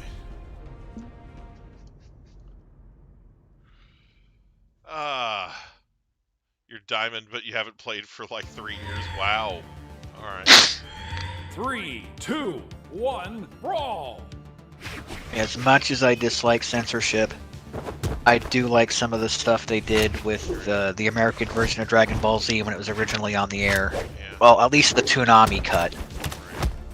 I liked the Bruce Falconer, Ron Wasserman score and opening theme, respectively. I liked the Home for Infinite Losers. Okay, I just love that to death.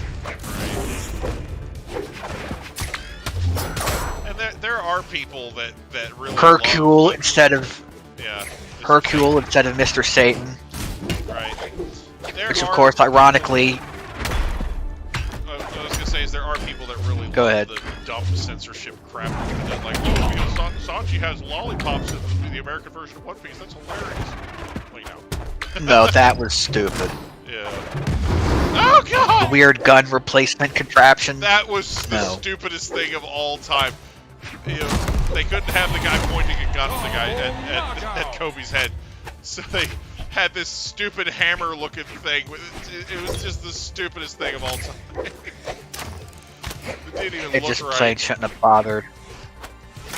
Well, at least we can rest assured knowing that 4 kids is pretty much kaput. Yeah, they're gonna.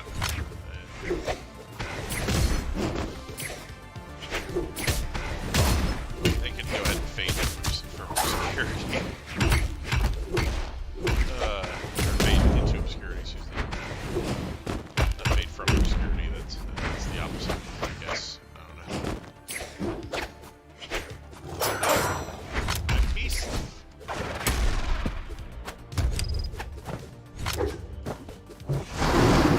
Oh god. Yeah, I'm happy with them remaining in obscurity, as long as that doesn't mean that they'll never get a full DVD or Blu-ray release of the 2003 Ninja Turtles. Did they do like a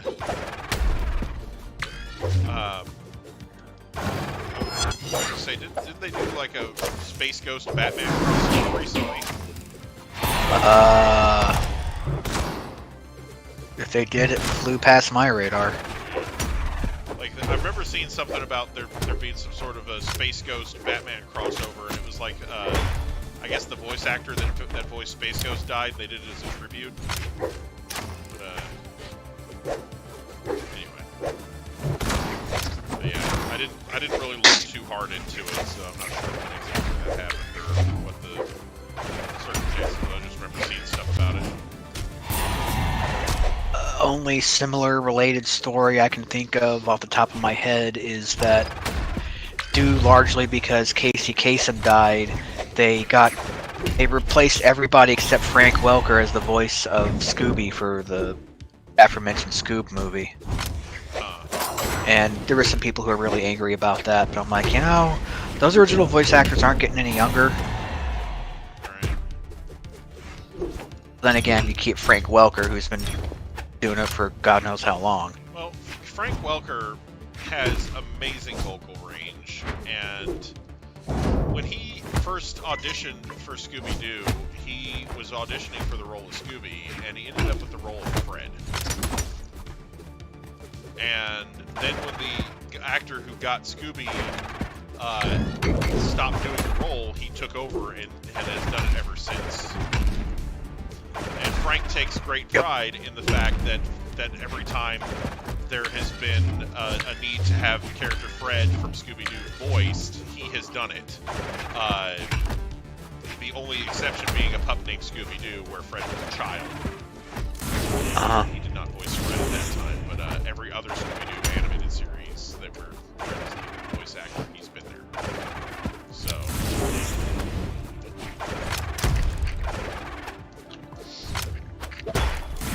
So yeah. Frank Welker has some really interesting kind of trivia about him. Like, so Frank Welker in the Star Trek movies did voice double work for Leonard Nimoy.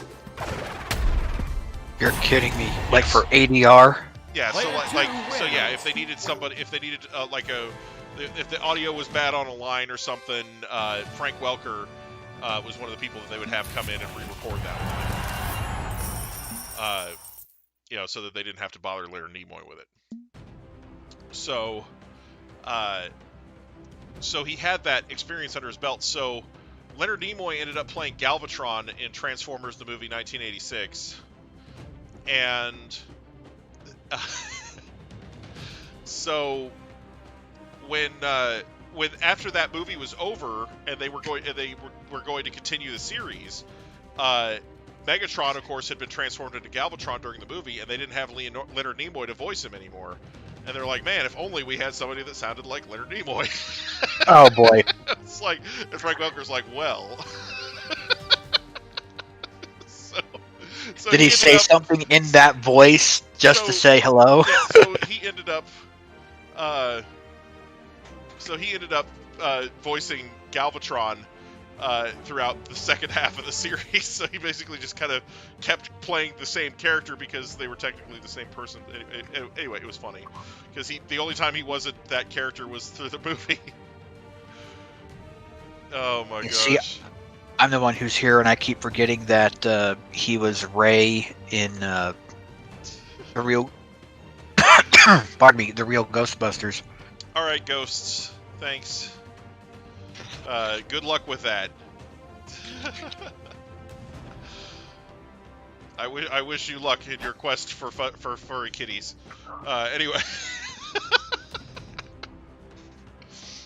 She's FaceTiming you. All right, well, there you go. Bruh. All right, have a good one. Someone's getting the FaceTime hookup. Yeah, getting that FaceTime. He's having that COVID sex right now. Anyway. Orion. All right. GG. I guess we're 1v1ing. Bruh. Hang on. Dude. Hang on a second. I gotta go into lobby settings. We scare off everybody talking about nerdy stuff. Maybe. Map set. Don't do auto. You fuck.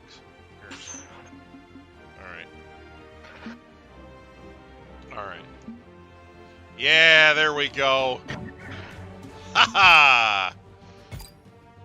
All of the maps! Best thing.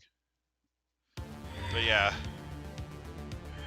3, 2, 1. So you want to do 1v1s till tomorrow? Maybe. Yeah, maybe next 20, 30 minutes or so. We'll see. Cool.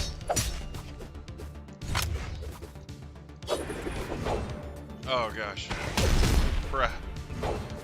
Oh.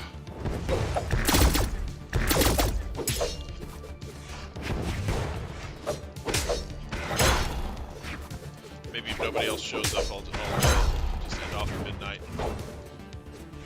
You know, maybe do something else. Ooh. Maybe I'll get a chance to record something. That'd be nice. I still got a couple more episodes of playing old games badly to do for the Nintendo 64. Paper Mario, one of them? Nah. The only games I have left are the ones that came with the new Nintendo 64 I bought. I could have sworn I gave you Paper Mario. Nah, I never had it. Heck. Yeah, I've got, the games I've got left are, some random golf game. It's like Why-Lie. Why-Lie, I don't know. And then the NWO game, so. Oh, you're gonna love that one. Yeah, that's the one I'm really excited about. The other one's kind of like just there. Kind of like ice hockey, like that ice hockey game, what was it, NFL Breakaway 98? NHL? Yeah, NHL Breakaway 98. That was the last episode of playing old games that they recorded. I did that, not so long ago. Wow, I died. Okay. But yeah. What'd you think of the two sports games? What? What'd you think of them? I've only played the hockey one so far. I haven't played the Oh. one yet. But yeah, I just played I played the hockey one. That was my most recent episode of playing old games badly. I did it within last week. It's a hockey game. It's like, oh gosh. He kept asking me to put my controller back in. Like, oh, you need to save your data. Why? Oh yeah. It's hockey. Like, why do I need to save anything? Did it have like a season mode or something? I don't know. I don't think so. Because those So, games yeah. are probably constantly update with every round or something. Yeah, I don't know. So yeah, it was trying to get me to do that, and then there was a point where it was like, oh, do you want to use the rumble pack? It's like, no, my rumble pack like got all corroded because I left the batteries in it. So Eek. I only had one too. So, I don't know if it still works. I haven't tried it with new batteries because I don't give a crap. You know. Well, thing is, if you were to find a working rumble pack and use it again today, you'll find that it's still more powerful than the rumbling in most games in controllers these days. Well, yeah, because the freaking N64 controller was a 3-pronged dildo, and it had to have a powerful rumble feature.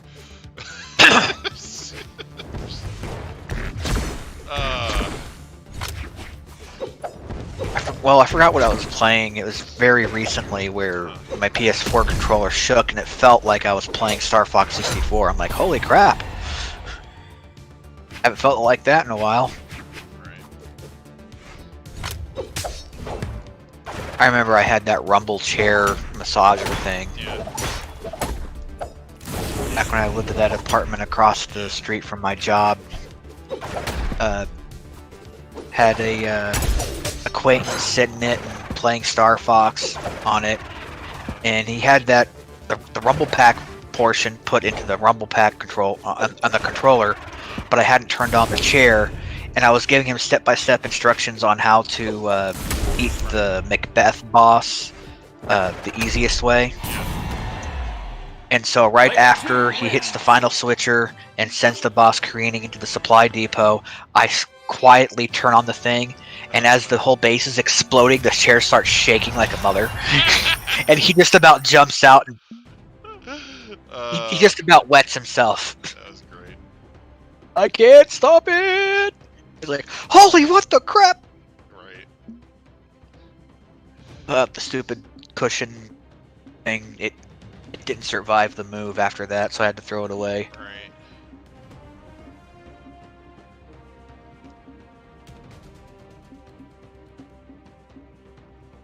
Okay. Orion. Yeah. Yays.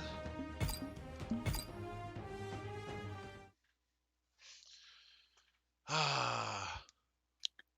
So yeah, I do miss the rumble feature when I'm playing Star Fox 64 3, 3D. 2, 1, brawl. Right.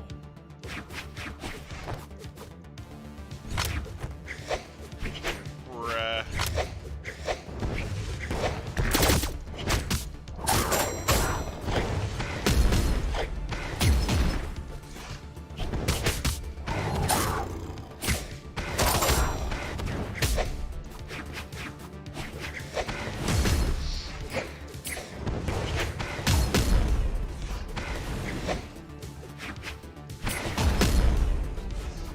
Oh, man.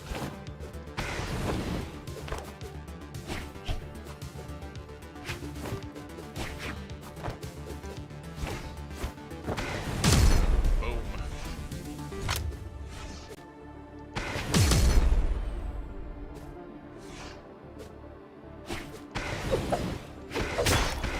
Oh, no.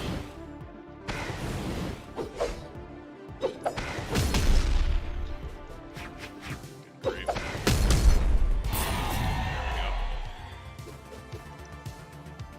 Man. So is your interest in Kingdom Hearts 3 still at an absolute zero? Pretty close, yeah. Like, I just got sick of waiting for it. You know, they just kept putting out more and more stuff in between. And it's like, you know, I get that they're expanding the lore and all this other stuff, but it really just kind of killed my interest. And 2 was not all that great gameplay wise. I mean, it was all right, but it definitely didn't feel as awesome to me as Kingdom Hearts 1 did. Yeah, You know? back in the day, I heard people comparing it to the Dynasty Warriors series with how much of a mindless action brawler it felt like. Yeah. And looking back, I can really feel it now. Yeah. But if there's anything that's almost killed my interest in the franchise, is the fact that Sora, the character, for all that he's gone through, does not get the mega happy ending he truly deserves. They essentially kill him at the end of Kingdom Hearts 3. And instead of getting resurrected with the DLC, he apparently gets launched off into another world or another dimension where an obvious Square Enix-inspired character is fighting against him. It's just really weird. And it looks like they're setting up this new character to replace Sora, and Sora is going to be the dude in distress for Kingdom Hearts 4. Yeah, well, you know, in 2040, when Kingdom Hearts 4 actually comes out, we'll see if that's correct. Yeah. It's like, you know what?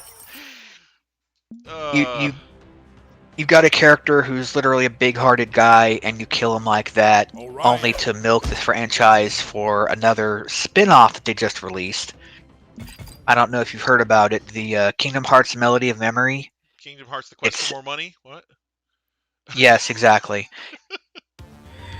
I'm sorry, that's all I ever hear whenever they announce another Kingdom Hearts game that doesn't have a number on it. Yep. Well, to be fair, Dream Drop Distance on the 3DS was, it added a lot of story lore, and it definitely set you up right up to the beginning of Kingdom Hearts 3. Right, and the thing is, in fact, they make... I get this. They made fun of the... I really do. But yeah. Go ahead. Yeah. Well, the thing is, when you start up Kingdom Hearts 3, you start up a prologue to Kingdom Hearts 3 called Kingdom Hearts 2.9. Literally. Yeah. They had the 2.8 final chapter prologue where you play as Aqua in the Land of Darkness, and then you had you sit through a cutscene when you press the start button on the start menu, and you see the Kingdom Hearts 3 logo. But then you've got this cutscene where you're talking to Yen Sid, and he's telling Sora, you know, he's been weakened, you've got to get your power back and all that, and you got to go. You get to go visit Hercules again at Olympus, and right when you set off, it says the screen goes black and it says Kingdom Hearts 2.9. And I'm not sure if they were purposely making fun of themselves or if they were really trolling the audience. Because it's like, where I'm still not playing Kingdom Hearts 3 yet. Burning Bacon, what's up? So yeah, if you're looking for somebody good, I don't know if you're going to be satisfied with me. I am a filthy casual six-spammer. I rank right under complete and total noob. Pretty sure that's the hierarchy. You've heard the phrase, "You couldn't fight his way out of a wet paper bag"? Well, you see, hunger is the wet paper bag. Oh yeah, there you go.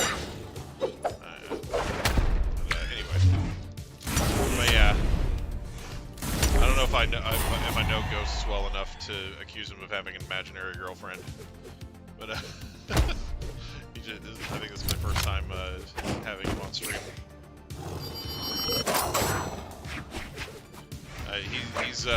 He's apparently gone to FaceTime.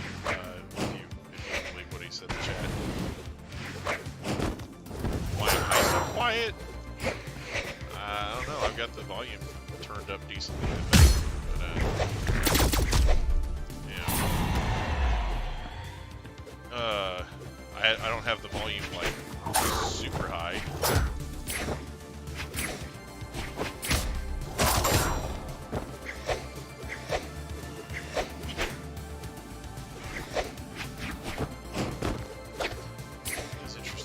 I do have the volume turned up a little bit.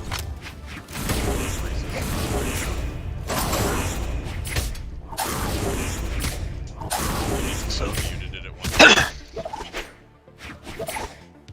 I did have somebody else complaining earlier.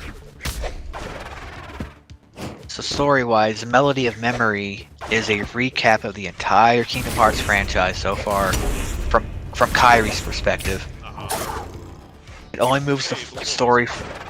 It only moves the story forward like maybe an inch, and It's a weird rhythm action music game with maybe 10 hours full of content, and they're charging $60 for it. Oh, of course. As a digital only title, That's rough. if I'm not mistaken. So I'm like, nope. Good old Squeenix.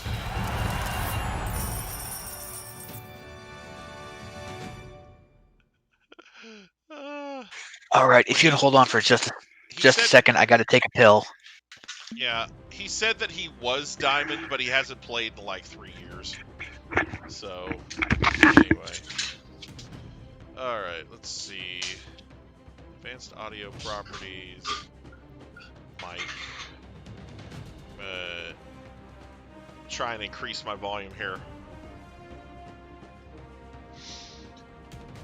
If you want to join, the code is right up there at the top.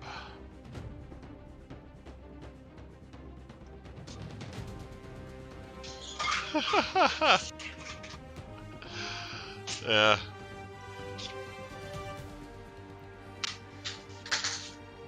There we go. Was that any better?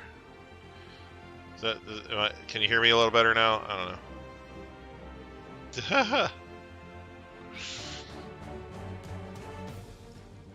Yeah. All right. Hope Sorry that's better. about that. All right. No problem. All right, but yeah, code is 202445 for anyone that wants to.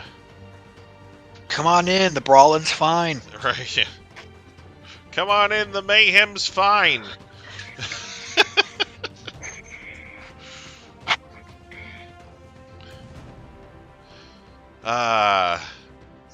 There we go. Alright. The guest night? Alright. Gucci night. Gucci night. Oh, okay. Sorry. Sorry, it's very tiny text on my screen. Alright. Anybody else? Because if not, we're going to go ahead and get started here. You know, I think next week I'll try and get my laptop set up. Okay. That way I can also see the YouTube chat going on in another screen. Come on in, the ball pit's fine. Brawl pit. I promise I won't bite, at least not that hard. Okay. Alright.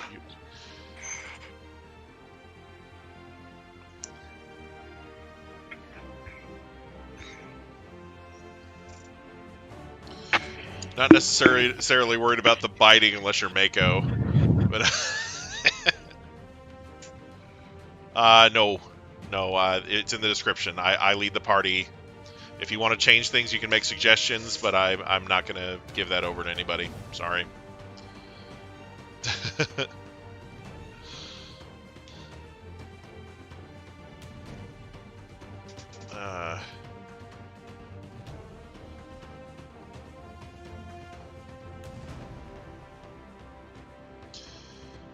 Not trying to be mean or anything. It's just, you know, I don't want other people asking for it too.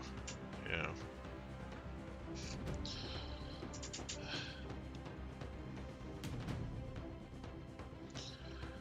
There's been times where I've ended up having other people as party leader because I left and came back or something, and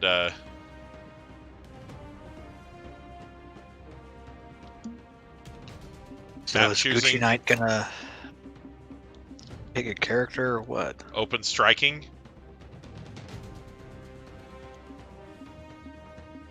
I like voting because I like Sundrive City.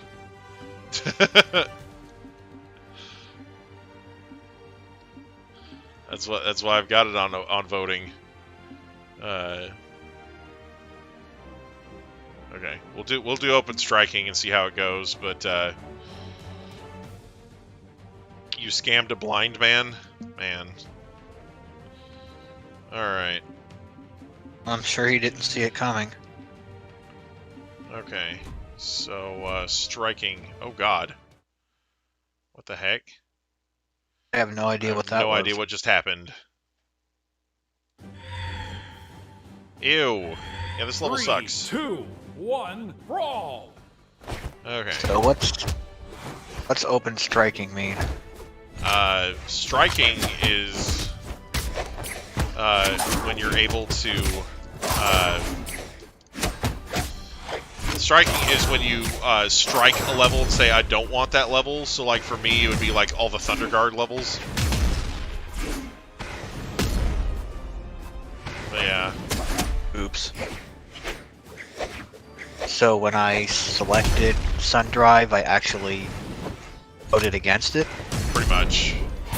Oops. Yeah. Better use that info beforehand. But yeah, it's not a mode that I typically use because it is complicated and confusing for people. And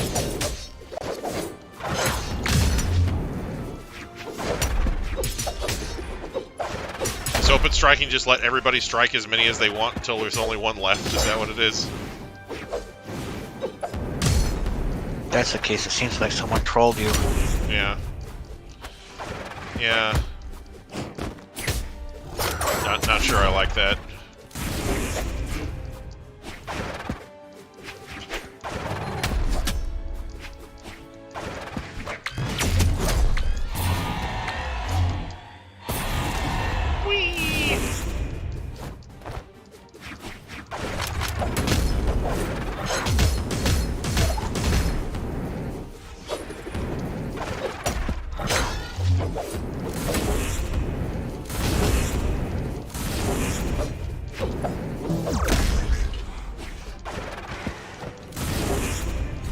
God.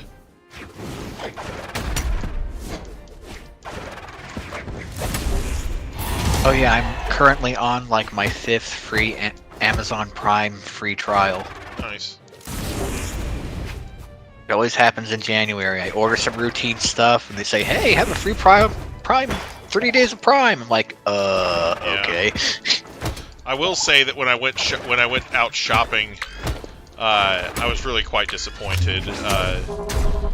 Like, because I was looking at Switch games, thinking, you know, since I got a little bit of extra money, I'll go ahead and get something cool. But the selection in January at most retailers is just so picked over, because like there's this like voodoo curse on, you know, restocking during January for these people. Like, oh no, can't restock in January, heaven forbid. You know, nobody wants to buy anything in January. They spend all their money at Christmas, so. That's because they're all fraudulently doing year-end inventory. Yeah, well. Anyway. And besides, in January, everybody's dreading that first credit card bill from all the charging they did 2 months before. But, you know. It's like retail sales slumped big time between January there is to... a big retail sales slump, but yeah, it's... Hey, you know, look the on other the thing bright side. that I found really disappointing was GameStop.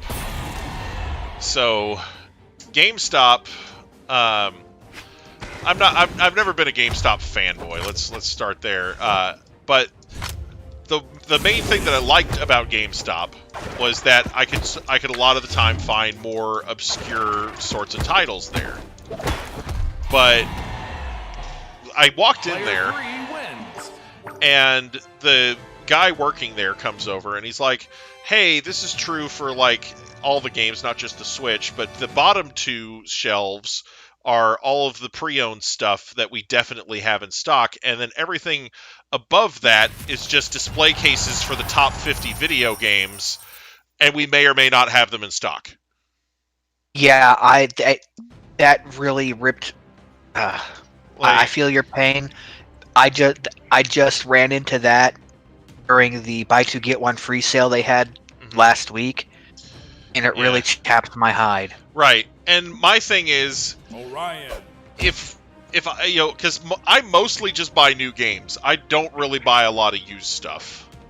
You know, you strike all maps for a long time, you just press square, and since striking all maps for a long time, just press square and you can pick the map you want. Okay, well, I'm on Switch, so it's a different button for me. But yeah.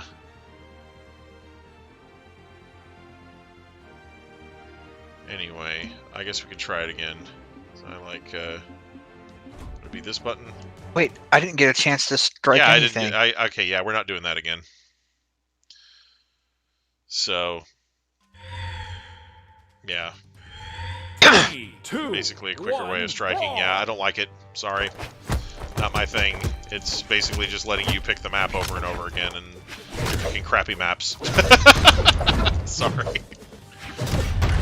Look at the top, you'll see the button. Yeah.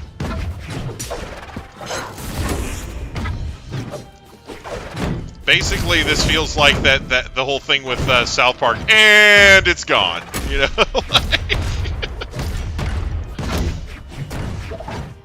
So did GameStop end up having anything you wanted? No, they really didn't. Like I think I saw they had like they had the Shonen Jump video game.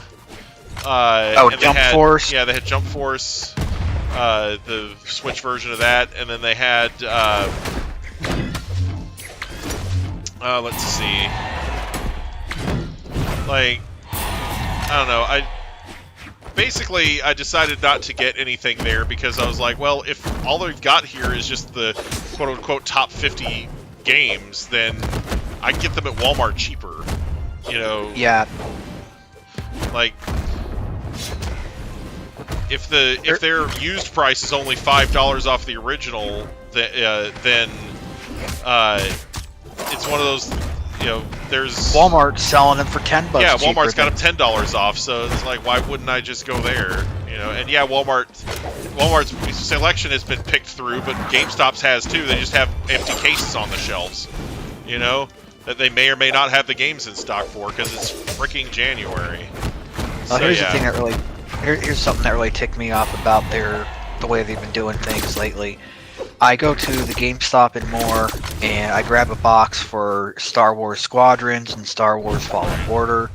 And for my bonus game, I almost grab, well, I pick up a copy of Deadpool PS4. Right. And so I bring him to the counter, and she tells me, I'm sorry, we only have Squadrons new, but we're selling it for $22 on sale. I'm like, yeah, but then that would make me have to pick out another game and raise my total price to far more than I'm willing to spend on anything. Right. So I put the stuff back on the counter, and I make a mental note that their price for Fallen Order is $24. Right. Okay, same price as Squadrons. Yeah. I go to the store up the street, or up here in Norman, Player 2 Oh, that was fun. wins. Anyway. and they have they don't have a copy of Squadrons at all, and they said that they don't have a used copy of Squadrons in any store. Right. No used Squadrons in store anywhere. Wow. And then, which would have been nice to know up in up in more. But then I see the copy of Fallen Order I have in my hand, and it's being sold for $40. Orion. And I'm like, are you sure this is the right price? Because I was, you know, a mile up the county, and it was $10 cheaper, and he tells me, no, that's the price it's supposed to be. Wow. So I put them back on the shelf. I go home, and both of those games are still being sold used online for $25 a piece. Right. So they're just not So- looking at their prices. I don't know what the heck's going on. The company is dying, and they Yeah. are desperately trying to stay alive, and I Oh, I will know. not even have crocodile tears for them. Right. I mean, if they want to stay alive, then Only that's, thing, to me, that's not the way to do it. Like, because honestly, I went there hoping that I could maybe find a physical copy of one of the Disgaea games that I was looking for. But I'll probably just order them directly from NIS online. But vintage stock or eBay is probably going to be your best choice. yeah, I might check vintage stock and see if I can find them there. But you know.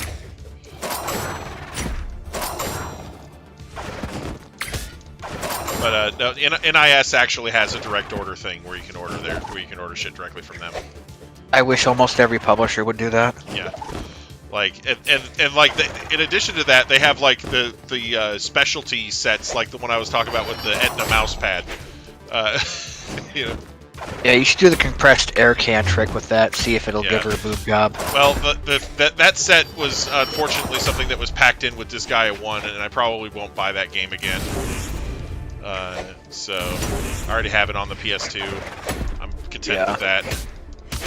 But I definitely want to get the Disgaea 4 and 5 games on the Switch while I can. So, yeah. And I'd like to get physical copies if at all possible. So.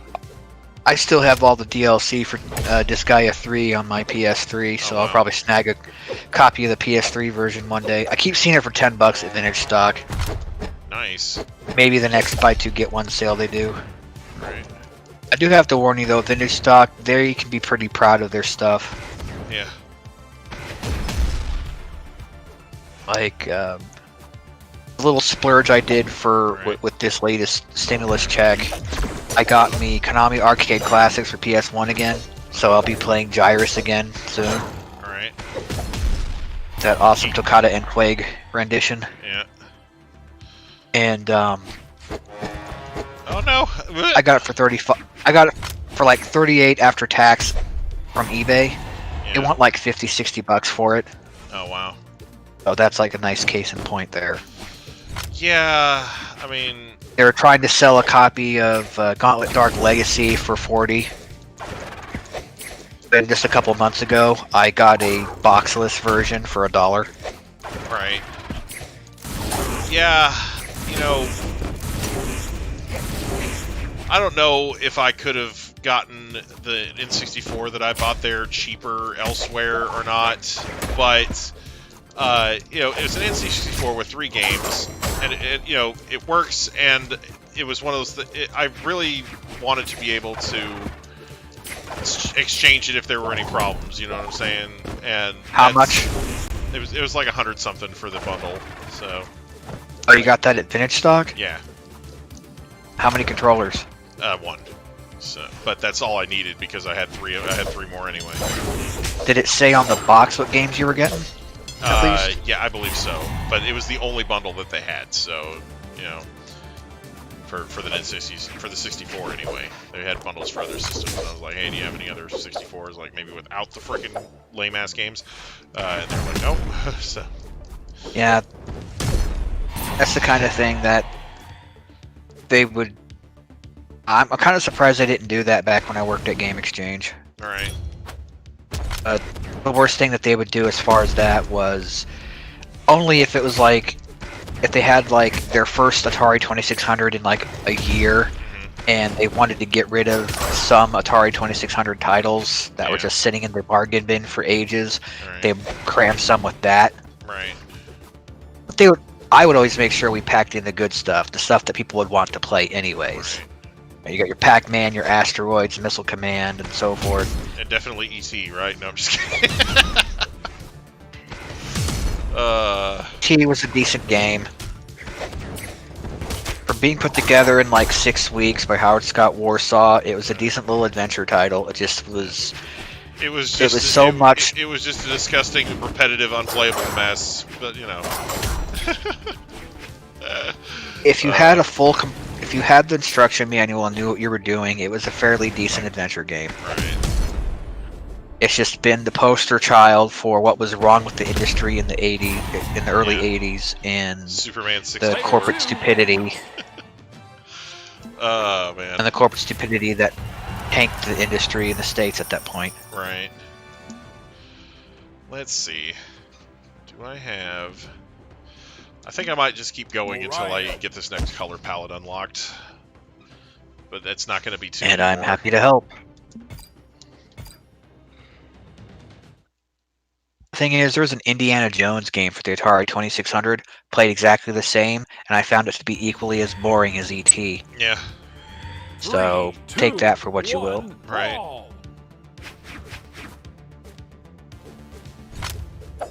Oh yeah, there's this one time we had the Magnavox Odyssey.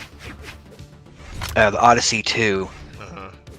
And we crammed every single Odyssey 2 title we had for it. There's like 20 of them. Wow. It was a massive bundle, and somebody bought it. Nice. They were happy. They couldn't have been happier. Right. Aside from that, we had our own GXC brand controllers Right. that they would start bundling up with consoles, and people would just be forced to buy a brand name controller, Right. which we had a massive stock of at the time. Right. Because there was a time where you could actually buy replacement parts and stuff directly from Nintendo. Right. Warehouse style. I remember that. I got one. But yeah, there's a. I'm honestly surprised that they didn't just start packing in Super Mario Bros. 3 with every NES.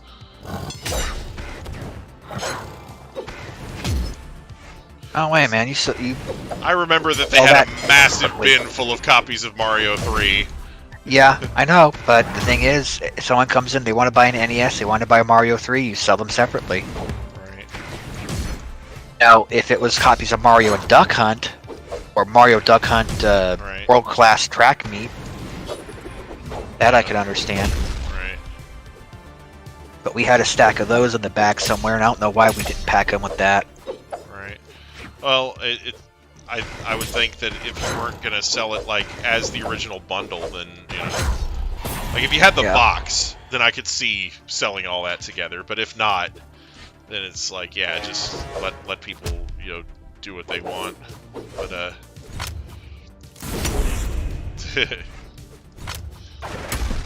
Eat. Yeah, I didn't get to play Super Mario Bros. 3 until almost a full year after it had released.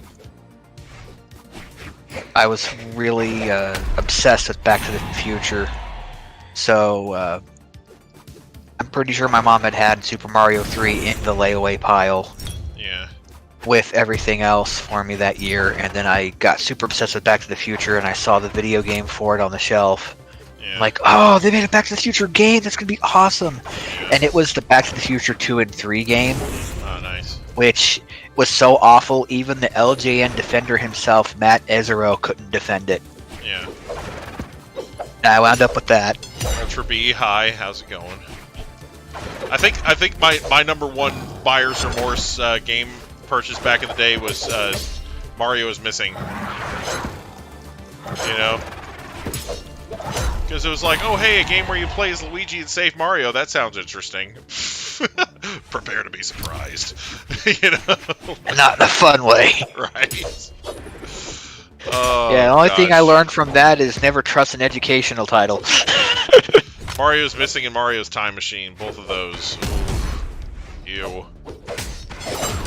Because I got Mario's Missing when I was younger, and my brother got Mario's Time Machine, and we both ended up kind of trading them for other games.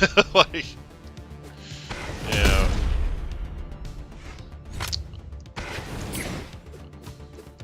It's not.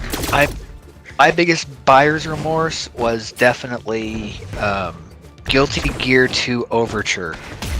That was the one where they took it from a 2D one-on-one fighting game to a weird hybrid between Muso strategy and yeah, it was like Muso strategy and RPG, and it had a one-on-one fighting game mode. But it turned out that the reason why they had to go that route is because Sammy lost the rights to Guilty Gear temporarily, or for most of the characters temporarily, because it was bought by like a pachinko machine company. So they had to fight to get them back, and in the meantime they pumped out that piece of junk. Say da da da da da Orion. I don't know what you're talking about. Oh man. But then when they finally did Guilty Gear Xrd, they actually canonized the events and the story from that game. Huh. So it's like they didn't just pretend it never happened. Oh, that's nice. That was irritating because I would have to watch YouTube videos to get the story from that game. Because I returned that friggin' game. 3, 2, 1. Let's see. Brawl. I also didn't really like Pokemon Ranger. That was another game that I got rid of pretty quickly. I was like, nah, screw this.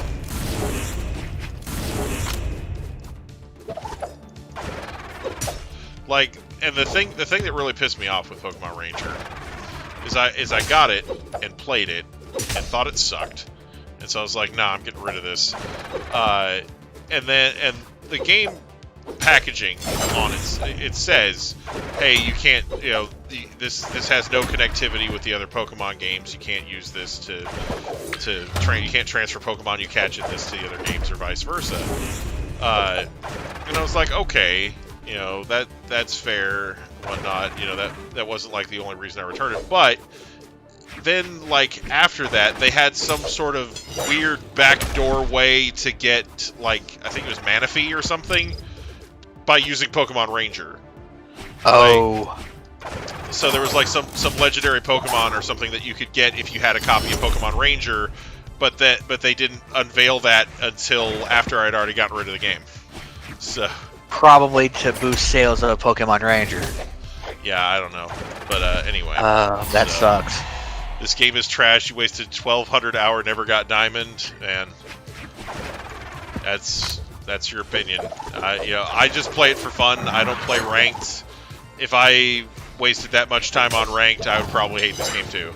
But you know, I don't waste my time on ranked because I know I'm a filthy casual who 6 spams. Sometimes you just gotta accept that you're not the best at the game. You know. But, you know. Main reason I play this is so I can have time to hang out and play games with my friend. Yeah, right. It's just for funsies. This is a casual environment, you know, and we get the filthy tryhards here too. That's like, we got the filthy casuals and the sweaty tryhards, but and I'm a staunch member of the Idgaf tribe. Right. Whee! But yeah, so rip your hours. The main, your diamond and Brawlhalla. Awesome. Not right now, Fuzzbottom. For you. Daddy's playing. The cat. Yep. Oh, he's been a total love bug and attention whore today. Yeah, it's because it's cold. He wants to snuggle up near you. I didn't start getting cold until like 10 minutes ago. Yeah. Or actually, that first break I took. Oh, you changed your name. I see.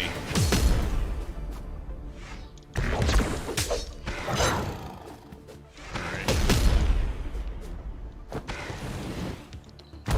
Oh God. What happened?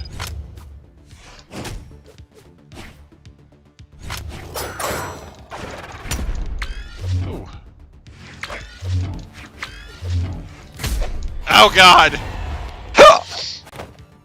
Okay.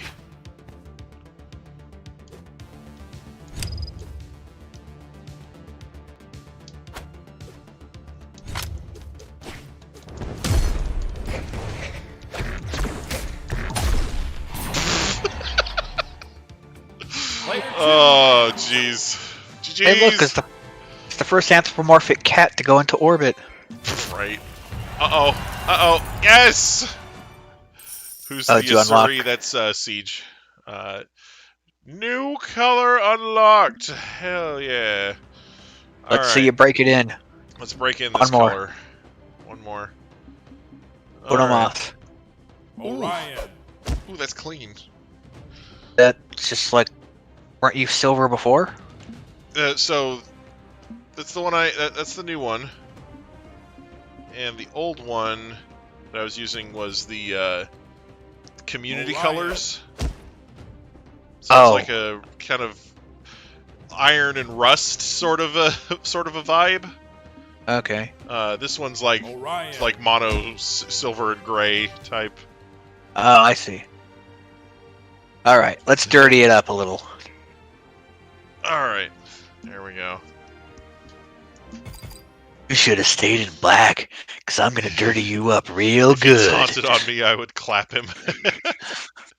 It is always fun when somebody uses an emote on you and you just backhand the snot out of them. That's always fun. But, you mean like this?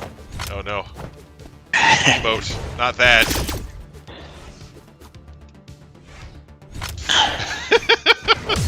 Haha! Take that. So yeah, my biggest regret was telling mommy I wanted that Back to the Future game when I could have gotten Mario 3. Right? And then Mario 3, the promotion for that game was so big that there was a movie. Like they had a whole ass movie that was basically just a giant ass fucking commercial for that game. Yeah. Well, you know how sometimes parents will tell lies to their kids so that they can get out of doing things for them or with them or whatever. My mom told me, like 9 times out of 10, whenever there was a movie that I would see the previews for and I wanted to go see it, she would tell me that they weren't playing it in our town. So it was almost always when it was a Samuel Goldwyn release from Metro-Goldwyn-Mayer. So I was into the Chipmunks at one point. I never got to see the Chipmunk Adventure except by renting it. By renting it like a year and a half later. Yeah. I never, for whatever reason, I never even got to know that the Wizard movie was around until one day they showed it to us on VHS. I'm like, what the heck is this movie The Wizard about? Right. Is it like some sort of fantasy thing? And the thing is, the Wizard, the Mario 3 was already out before I even heard that the Wizard was a thing. Right. That's how sheltered I was. But yeah, the Wizard was like combination Power Glove Mario Brothers 3 commercial. Now don't get me wrong, I loved the movie as a kid.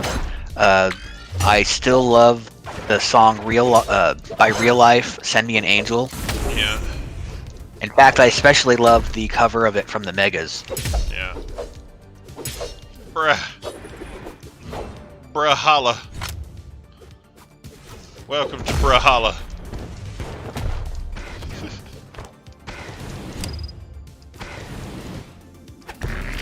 But yeah, never got to see that movie in its heyday. Yeah. Didn't get a Nintendo Power subscription until a good couple of years after that. Yep. Where that movie would have been #1 thing I wanted to see the year it came out. Right. But we were fairly poor at that time. Right. So I guess all that lying about movies that we couldn't go see or weren't happening was because, well, we couldn't go. Right, yeah.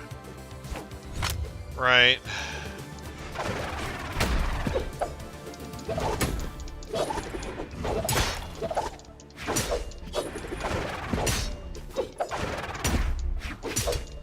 Oh no.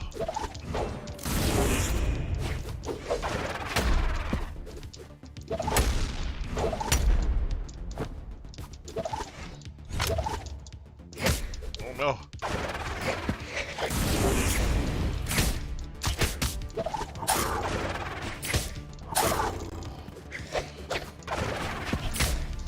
But yeah, the Power Glove, I think, was the, like, real-life version of the, whoa, dumber than advertised meme. Like, you know, just...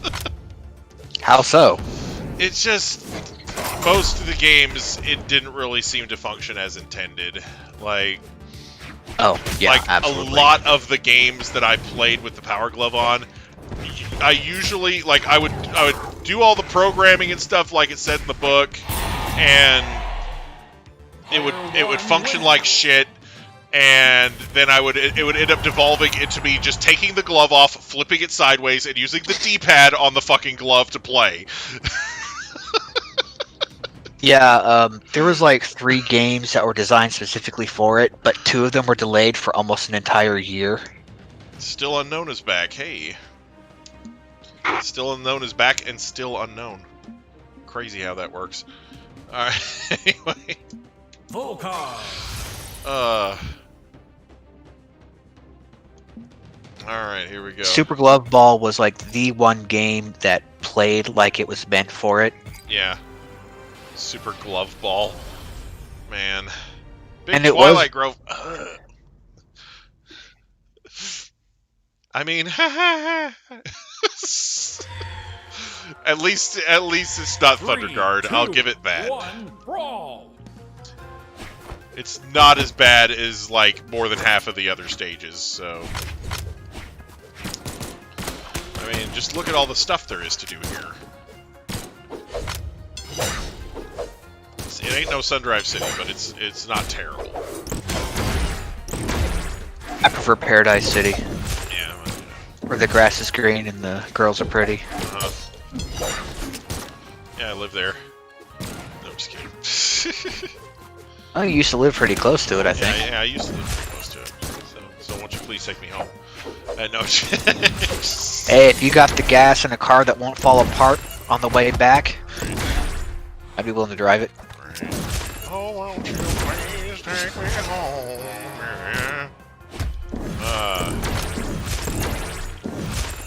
I don't really want to go traveling anywhere during this crap, though. There's been times where I thought about going back out to California. I think probably the next time I decide to go out there will be when they finally get the Nintendo World attraction going in Universal Studios in California. Yeah. So that's several years away. Yeah. Like, by then, hopefully, we'll be done dodging COVID-19 and its various mutations.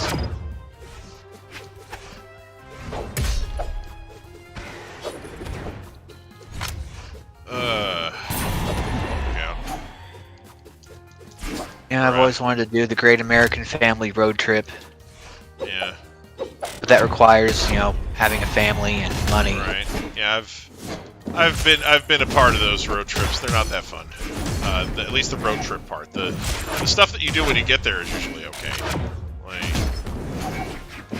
the destinations are fun. The traveling part is not. Is what I'm getting at.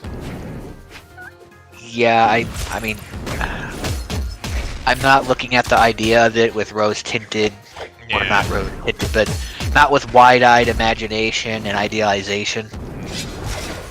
I've always been a journey versus destination type of guy. Right. But I've always loved car trips. Yeah. Whee! Oh God.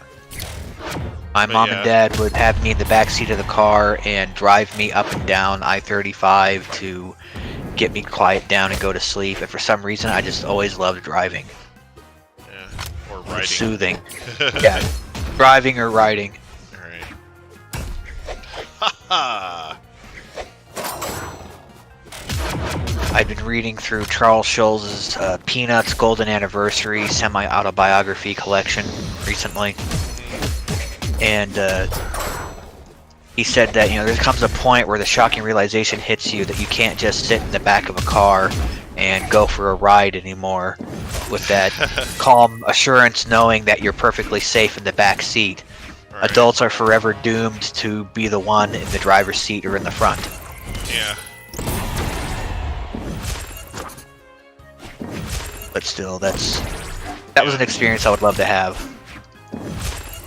Just once. Drive my family across the country, or just myself and a spouse. See some of the great landmarks and so forth.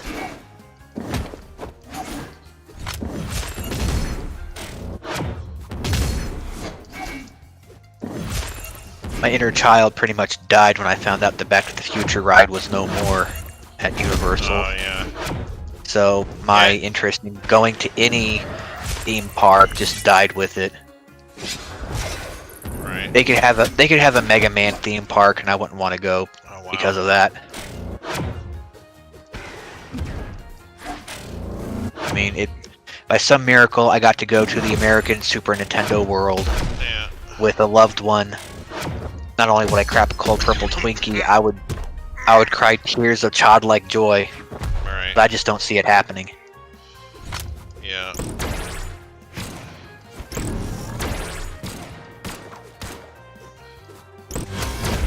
Oh God! Player 3 wins. GG, Lord Frax. Still unknown.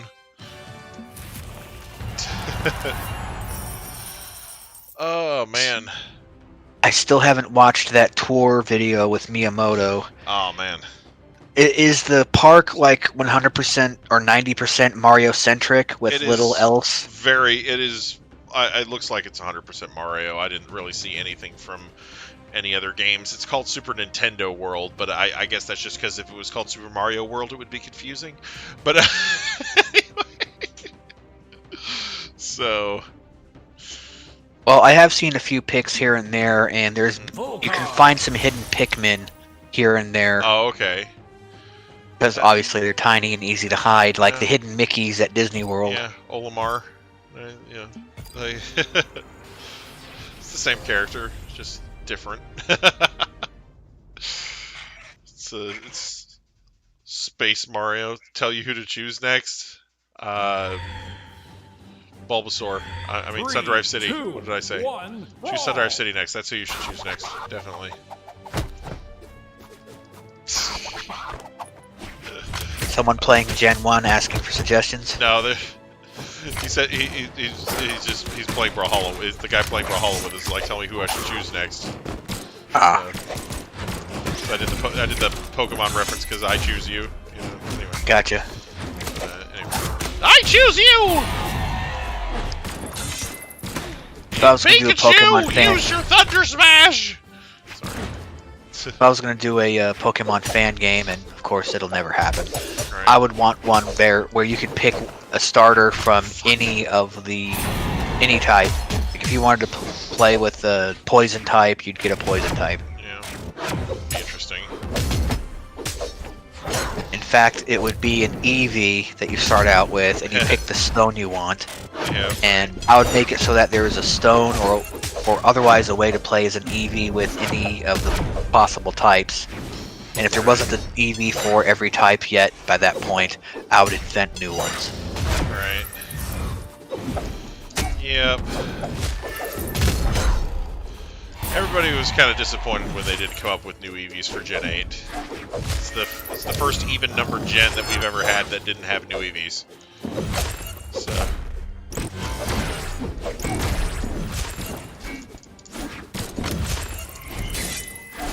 Probably because they're trying to cover their butts over the whole Dexit backlash. Right. I mean, all the Eevees were in the game to start with, so...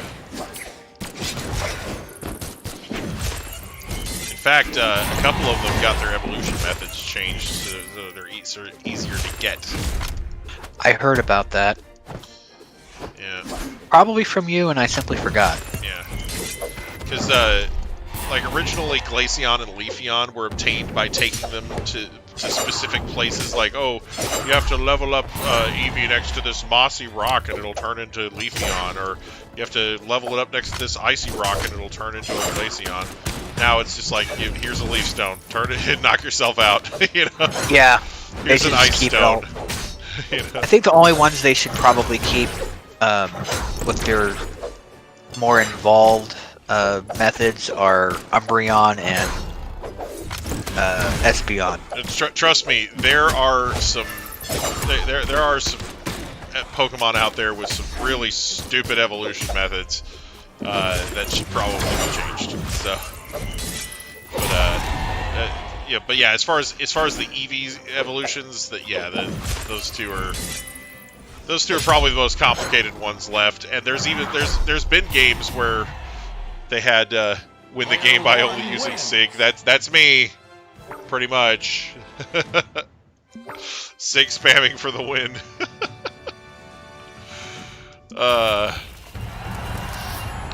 If I remember correctly, and I don't know if they've changed it since, Espeon and Umbreon, you had to raise them and evolve them based on how much they liked you. Yes, the thing with Espeon and Umbreon is you have to raise Eevee, you have to raise its happiness, I guess is what the correct term for it is. And then you level it up while it's at max happiness at night, and it turns into Umbreon, and level it up at max happiness during the day, and it turns into Espeon. Right. So. Okay. I think that's about as complicated as they need to keep it, and not do any other crazy junk like evolving near a particular place ever again. Oh God, no! Just do stones. Or, at the very worst, trading while holding a particular item. So... You know?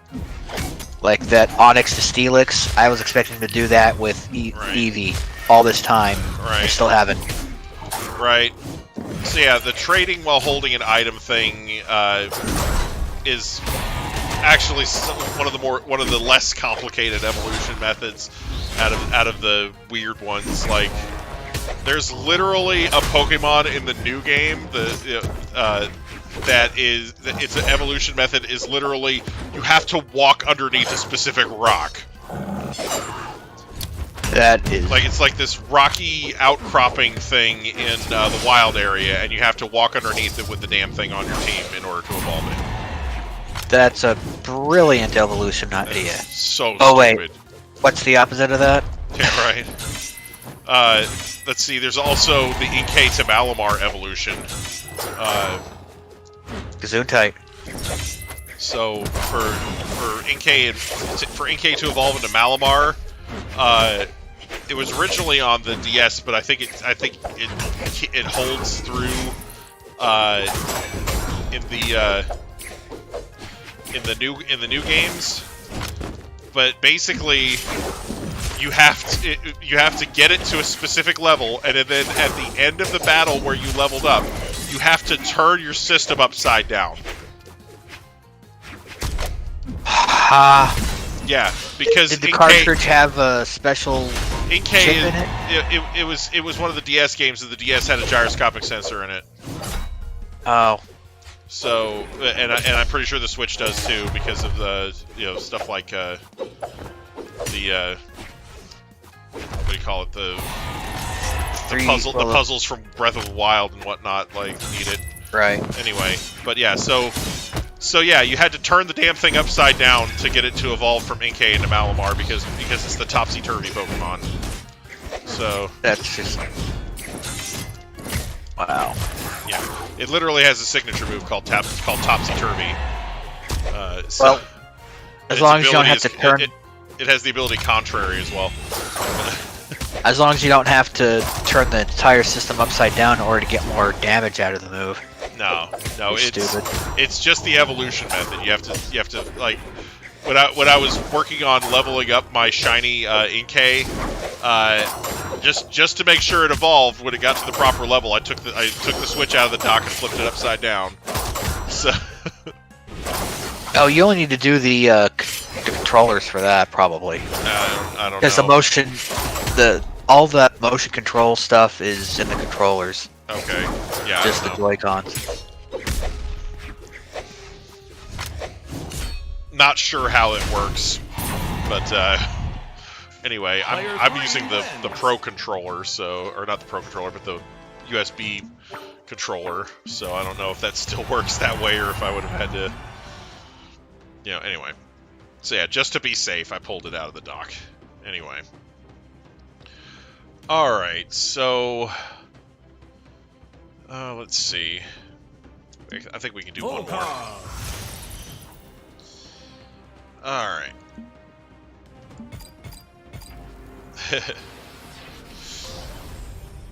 Sundrive City! Yay!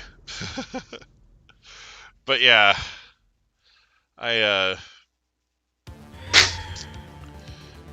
don't know. 3, 2, 1. There are some Pokemon that have some really, really stupid evolution methods. You know what's worse than the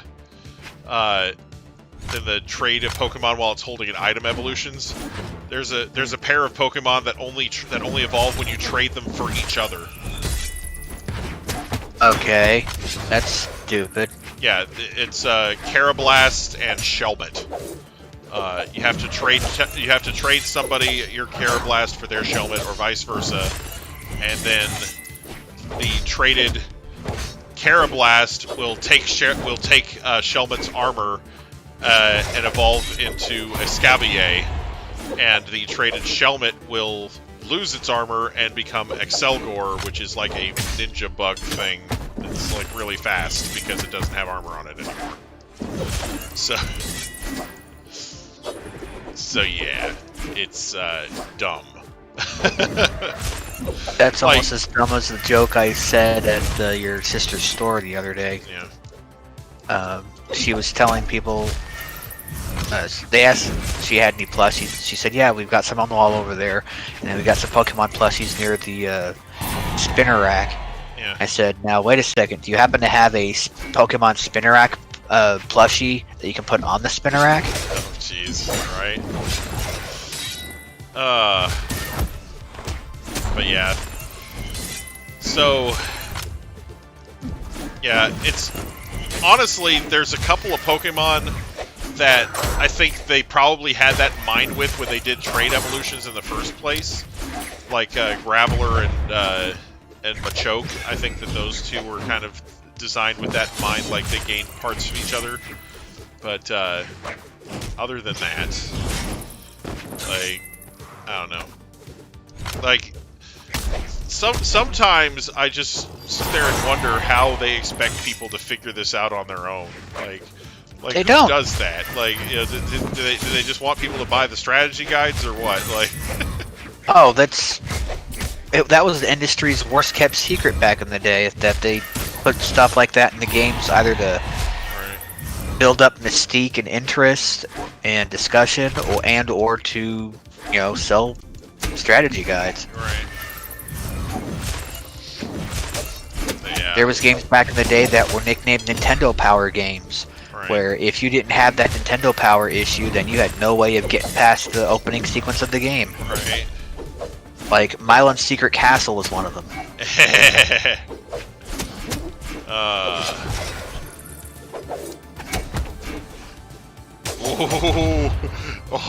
Some of the first issues of Nintendo Power are highly sought after because they essentially had complete walkthroughs and maps for The Legend of Zelda, especially the second quest, Yeah. Metroid. Yep. I remember I had back in the day I had a notebook with graph paper in it, and it was just full of, you know, hand-drawn maps for Legend of Zelda dungeons and shit. Like, you know, like hand-drawn maps with, like, you know, okay, this is where this is where this item is, this is where this is, you know. I was, even back then, I was of the opinion of if a game requires you to have to draw your own maps in order to get through, then the game is not well made. That the game should track that stuff for you. So when Super Right. Metroid came around and it kind of auto-built a map for you in the game, I was like, okay, this is good. Darn near heaven. Yeah, I mean, Legend of Zelda technically builds the map for you too, but you don't get to use that same map on subsequent playthroughs, which is why I drew my own, you know. Right. So, like, you know, the original Legend of Zelda, you got your own map too, but Zelda 2, on the other hand, that did not build a map for you, and some of those dungeons were stupid. Like, I wish Zelda 2 would get a remake where it's just another top-down Zelda. oh my gosh. Like, And I would have at one point loved to hear complete remixes of that game's soundtrack. yeah. And someone told me, oh, you should get Blink Between Worlds. There's a special thing when you do a Street Pass battle. Like, okay. Yeah. Dude wouldn't elaborate further, because he didn't want to ruin the spoil. Huh. And it turns out that one of the random tracks that'll play when you're fighting a Shadow Link, and you get a Street Pass match on that, it's a remix of the temple theme, Oh, nice. and it's beautiful. Alright. How's work, Daddy Hungry? Oh, hey, how's it going? Oh, hey. I didn't work today. I was off, so Oh, I was home today, Daddy Hungry. it was alright. Oh, boy, dude. Just playing Brawlhalla. We're actually getting ready to end the stream. Probably after this one. GG! Player 1 wins. Oh, man. Rudolphin showing up in the last minute. Anyway. Yeah, I just had to get this in. Fuck. Okay, now you're demonetized. I'll see you tomorrow. I've said that a bunch of times during the stream anyway. Yeah. But Anyway. He pulls a Mick Foley at the last possible second. Gotta love it. You didn't think it would happen. Alright. Alright, everybody. I think that's going to be it for today's Brawlhalla stream. We'll be back streaming Brawlhalla again next week. Tomorrow's stream will be Pokemon Sword. Look forward to that. And, of course, as always, I do hope everybody has a great day. So, bye-bye. Good night, everybody. Last online 6 years ago. It's me, Austin! Oh, son of a bitch! What? It's me, Austin! It was me all along, Austin! Well, my job's done. How long did that stream go on for? I only woke up like 3 minutes ago. 2 hours, 50 minutes. Wow. Almost Pretty 3. short, isn't it?